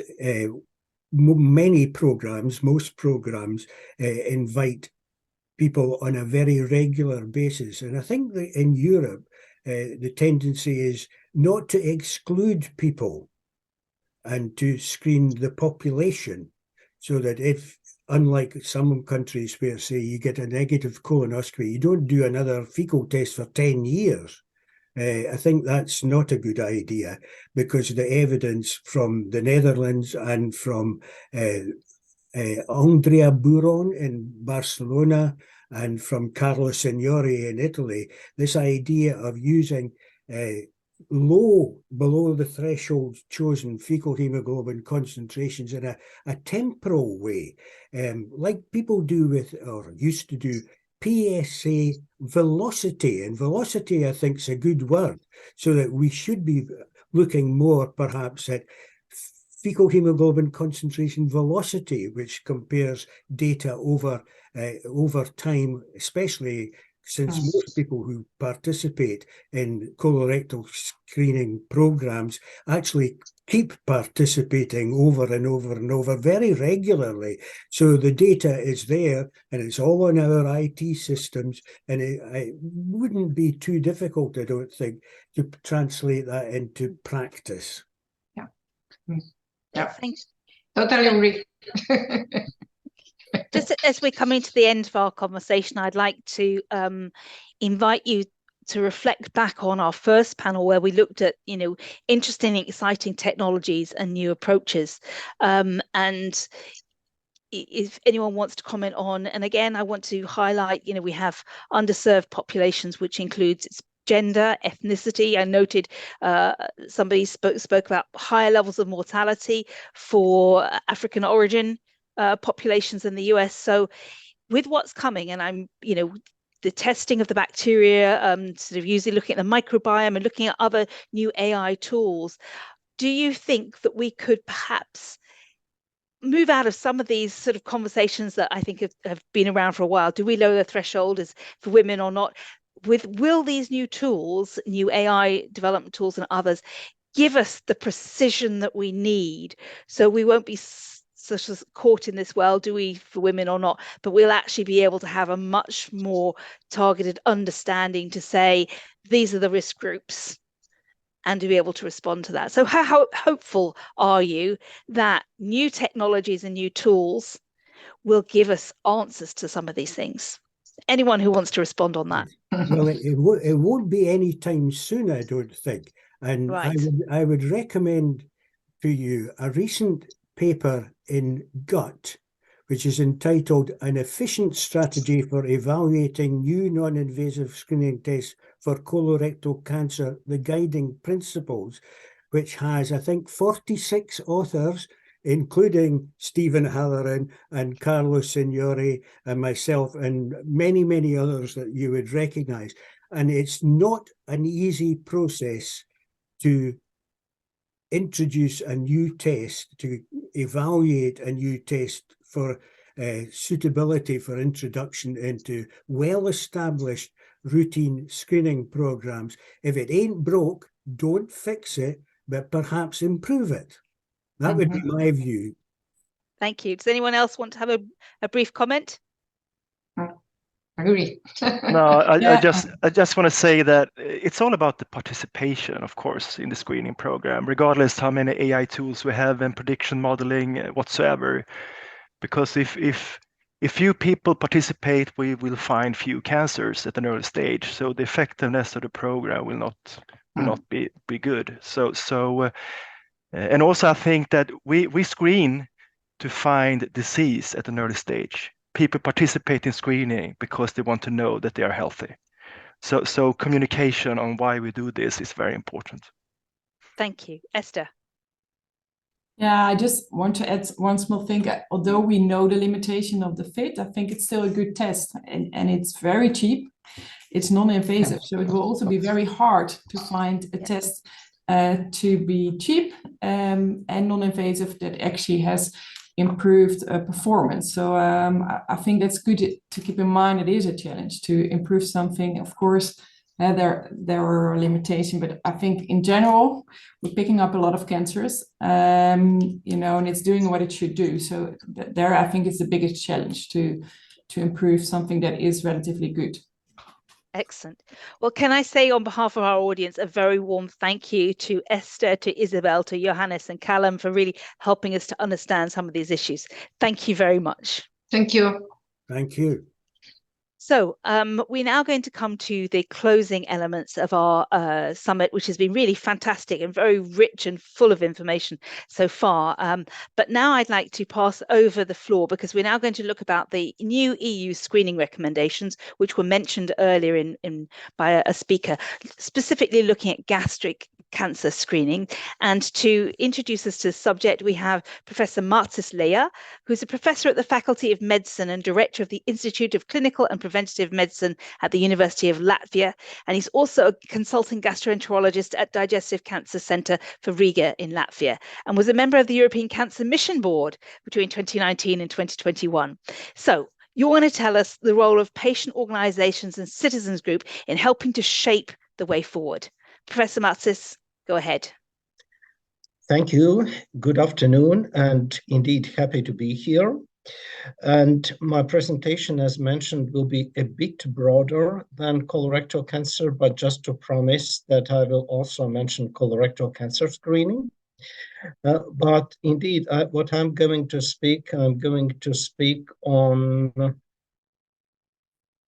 the Commission recommendations for cancer screening in general, and in particular, the new screening recommendations, including gastric cancer screening.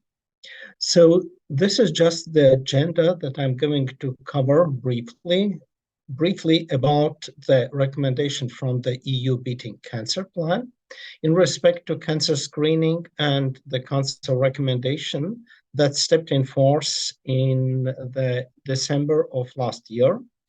Then what activities currently are behind those new screening implementations, and TOGAS project that is addressing in particular gastric cancer. And I will finish with a brief insight into the upcoming activities in the format of joint actions for Europe. So first of all, the Beating Cancer Plan. And this has been mentioned already, that the new EU cancer scheme has to be implemented, and that is involving many aspects. I will not go into the details, but it was calling also for the update of the council recommendation. Just to mention that the previous one was dating back to 2003. And also to extend the currently available screening approaches to new screening cancers. And as a result of this, the experts were invited to give their input.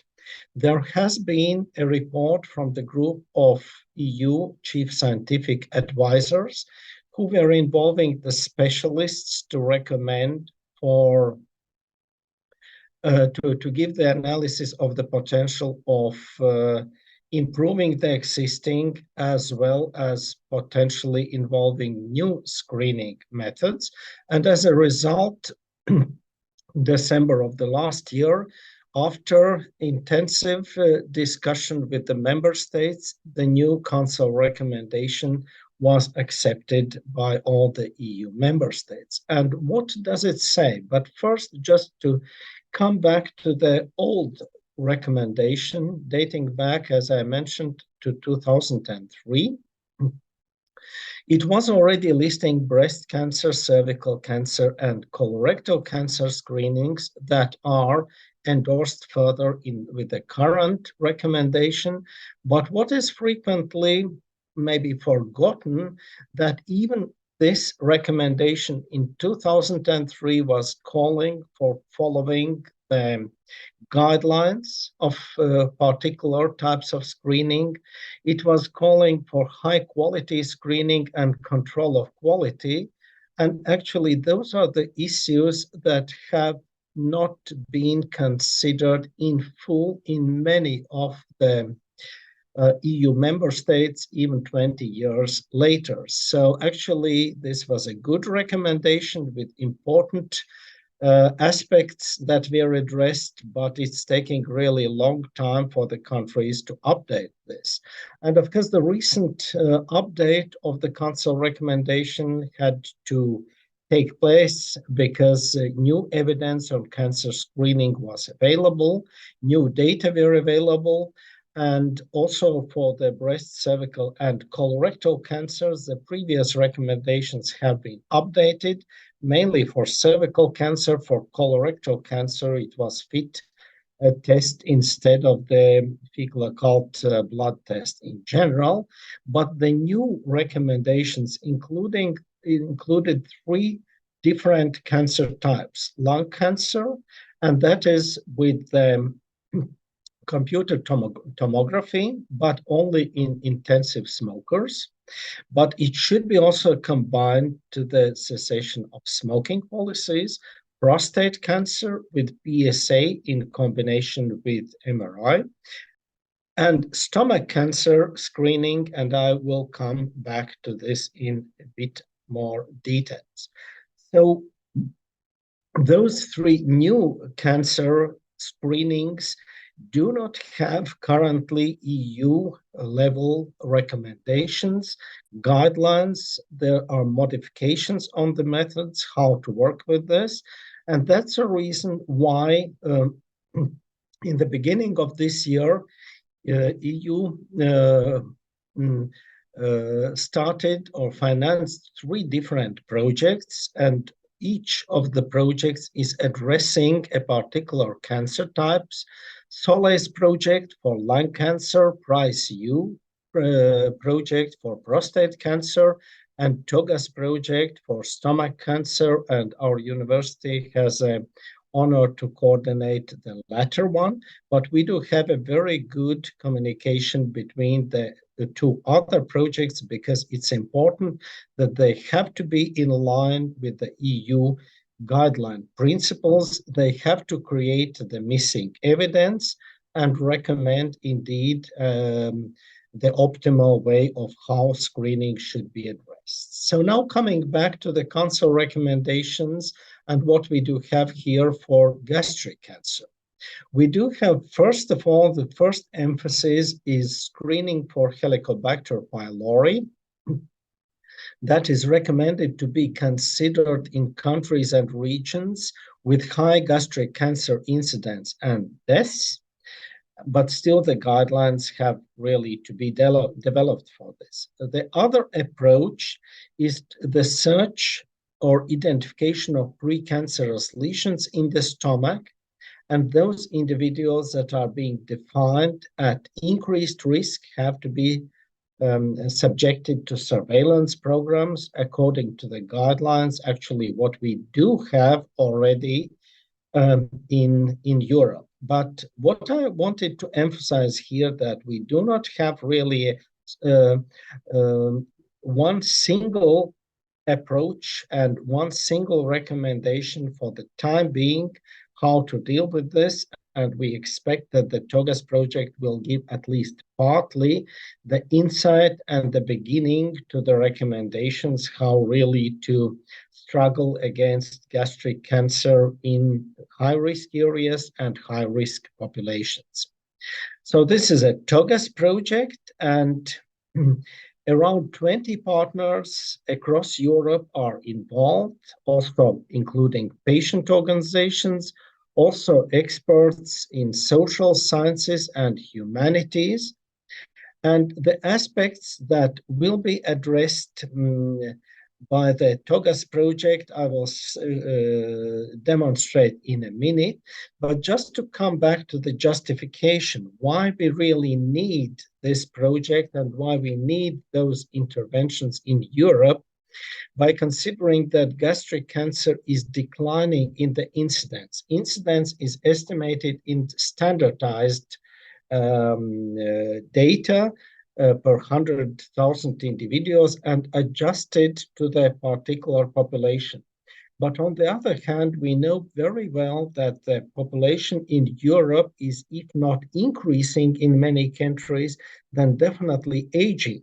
And as a result, either globally or in Europe, the decrease of new cases in absolute numbers is not expected. It's going to increase, and also the number of deaths is going to increase from gastric cancer. So clearly, there is need for intervention, and those have been data from previous research that with effective prevention, approximately 35 to 40% as a minimum cancers could be prevented. So theoretically, we could prevent more than 46,000 annual cases. But of course, in the case, theoretically, if the prevention is 100% implemented. So what approaches do we have for gastric cancer screening or gastric cancer mortality reduction? First of all, to address for Helicobacter, we can screen for the presence of Helicobacter, and that is a big difference from screening for instance, fecal occult blood test. For colorectal cancer, we can screen for cancer itself, and such an approach is ongoing in East countries like Japan and Korea. And we can screen, at least theoretically, for precancerous lesions, whether invasively or non-invasively.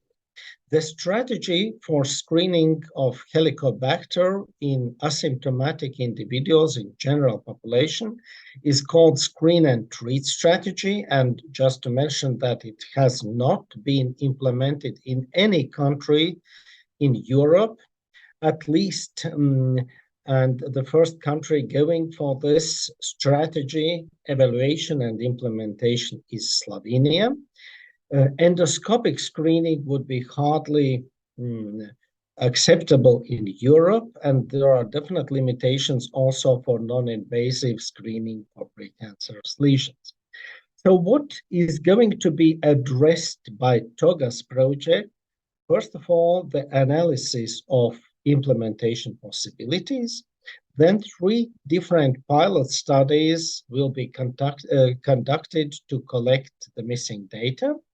Cost effectiveness analysis will be performed, but also very much important that stakeholder outreach will be conducted and recommendations for further EU guidelines suggested.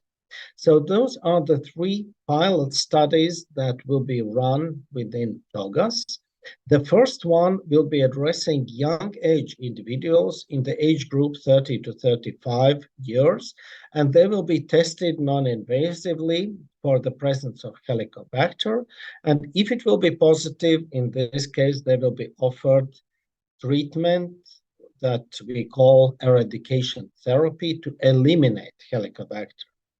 The other pilot study will be addressing those individuals that are coming for colorectal cancer screening, whether for colonoscopy or for positive fecal occult blood test, and upper endoscopy will be performed in parallel to the colonoscopy for colorectal cancer. And the third study is a bit different because it will be addressing the adverse events, and we have to consider that there are adverse events possible with this strategy. We cannot really hide this, and we shouldn't be doing this, but we need to understand whether they are really significant or not at all. So what we are planning to have, in addition to what I have been mentioning, we are planning to have a web-based survey of community medical professionals, general practitioners, community practicing gastroenterologists. We know already that the attitude of the specialists of gastroenterologists with international expertise is very positive, but there has been a concern whether this opinion is shared also within this group. And actually, this web-based survey is planning to have altogether 6 sections of questions on Helicobacter, on precancerous lesions, on gastric cancer burden and prevention, and whether the individuals are motivated to get involved themselves into the strategy. Then also addressing the maybe missing aspects in the knowledge. And also we will try definitely also to define the groups of responders. And here actually we would be happy to have the support from DiCE and its international organizations, because the intention is to translate this survey to national country languages, to allow the community practicing specialists not only very well English language knowing individuals to answer to the survey, to really have the real world response to those issues. So if you are interested to be involved with this survey, please contact us or the DiCE office. And I would also like to mention that we have already run the first conference, but we are going to run 2 additional highly visible specialized annual conferences aiming at the opinion leaders, at the ministry representatives and screening experts and decision makers in this. And the next one is going to take place in Porto, September 12th. And we would be very happy if also you speak with your responsible institutions and make them participating and putting these events to their calendars. So what is going to be next? And I promise that I will mention also about the upcoming issues. And this doesn't relate only to gastric cancer. This relates to any cancer screening. And there are a number of issues that are still actual in many of the European countries. Just to mention one, personalized screening, what was extensively debated in the previous session as well. How to deal with this? Should we have for colorectal cancer? Should we have for gastric cancer? New technologies, that has been also a topic of this discussion. And to address those, we are happy to mention that there will be a new joint action for most of the European countries being involved, and not only European countries, but also countries like Ukraine, Moldova, Norway, that have been involved in those. So we are currently waiting for the evaluation report of the project that has been submitted. I think this could be a very, very valuable project for the upcoming 4 years. And even though it has been countries that have been officially nominated to participate in the project, definitely patient organizations will be invited to participate in the boards and the working groups as well, once the project will be awarded funding. So with this, I wanted to say that we are definitely not at the end of the road. We are not there. It will be a long way, winding way, until we'll find really the best way how to approach screening. And when we will have done this, then there will be a new information, new technologies coming in that will once more require additional research and addressing. Thank you. Thank you very much for giving us some insight into the projects that you're leading and also where this all could go forward. To make the final message, let me pass the floor to Zorana Marovic, who is the CEO of DiCE, to close off today's really fantastic session. Zorana. Thank you, Tamsin. Good afternoon, everyone, and thank you for being here today at the 4th virtual edition of the Colorectal Cancer Screening Summit, moderated again this year by Tamsin. I'm happy to see so many familiar names among the attendees. Your commitment and engagement are crucial to our collective mission, and I sincerely appreciate the participation. Throughout the morning, we had the privilege to hear about the application of artificial intelligence and new technologies to improve colorectal cancer screening. We discussed citizens' preferences and the importance of citizens' preferences in ensuring a high participation rate in national programs, which is crucial for the success of any programs. As somebody said during one of the discussions, the best technology cannot detect a lesion if citizens are not participating in screening programs. We learn how sex and ethnicity might influence the results of colorectal cancer screening and how countries consider these data in implementing their programs to ensure that citizens are equally served. And finally, we heard from Professor Leia about how we can use the knowledge from colorectal cancer screening experience to implement in gastric cancer screening. And at this point, I want to say warm thank you to all the experts for their participation, but also for their commitment to improve colorectal cancer screening and involving DiCE and other patient organizations in their research. As we wrap up this year's summit, I would like to shift the focus to the significant contribution of patient organizations and citizen groups in shaping the future of colorectal cancer screening. At DiCE, public engagement and awareness campaigns are integral to our mission.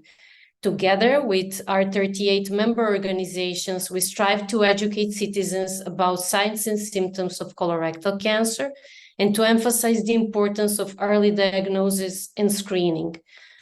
Initiatives like this Colorectal Cancer Screening Summit and the European Colorectal Cancer Awareness Month, which is marked every March, are our means to amplify awareness on colorectal cancer.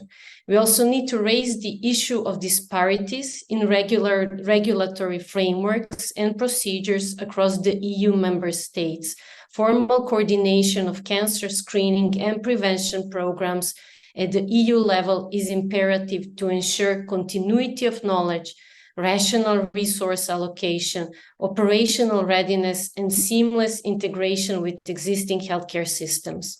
We must advocate for increased funding to support the sustainability and robustness of screening programs.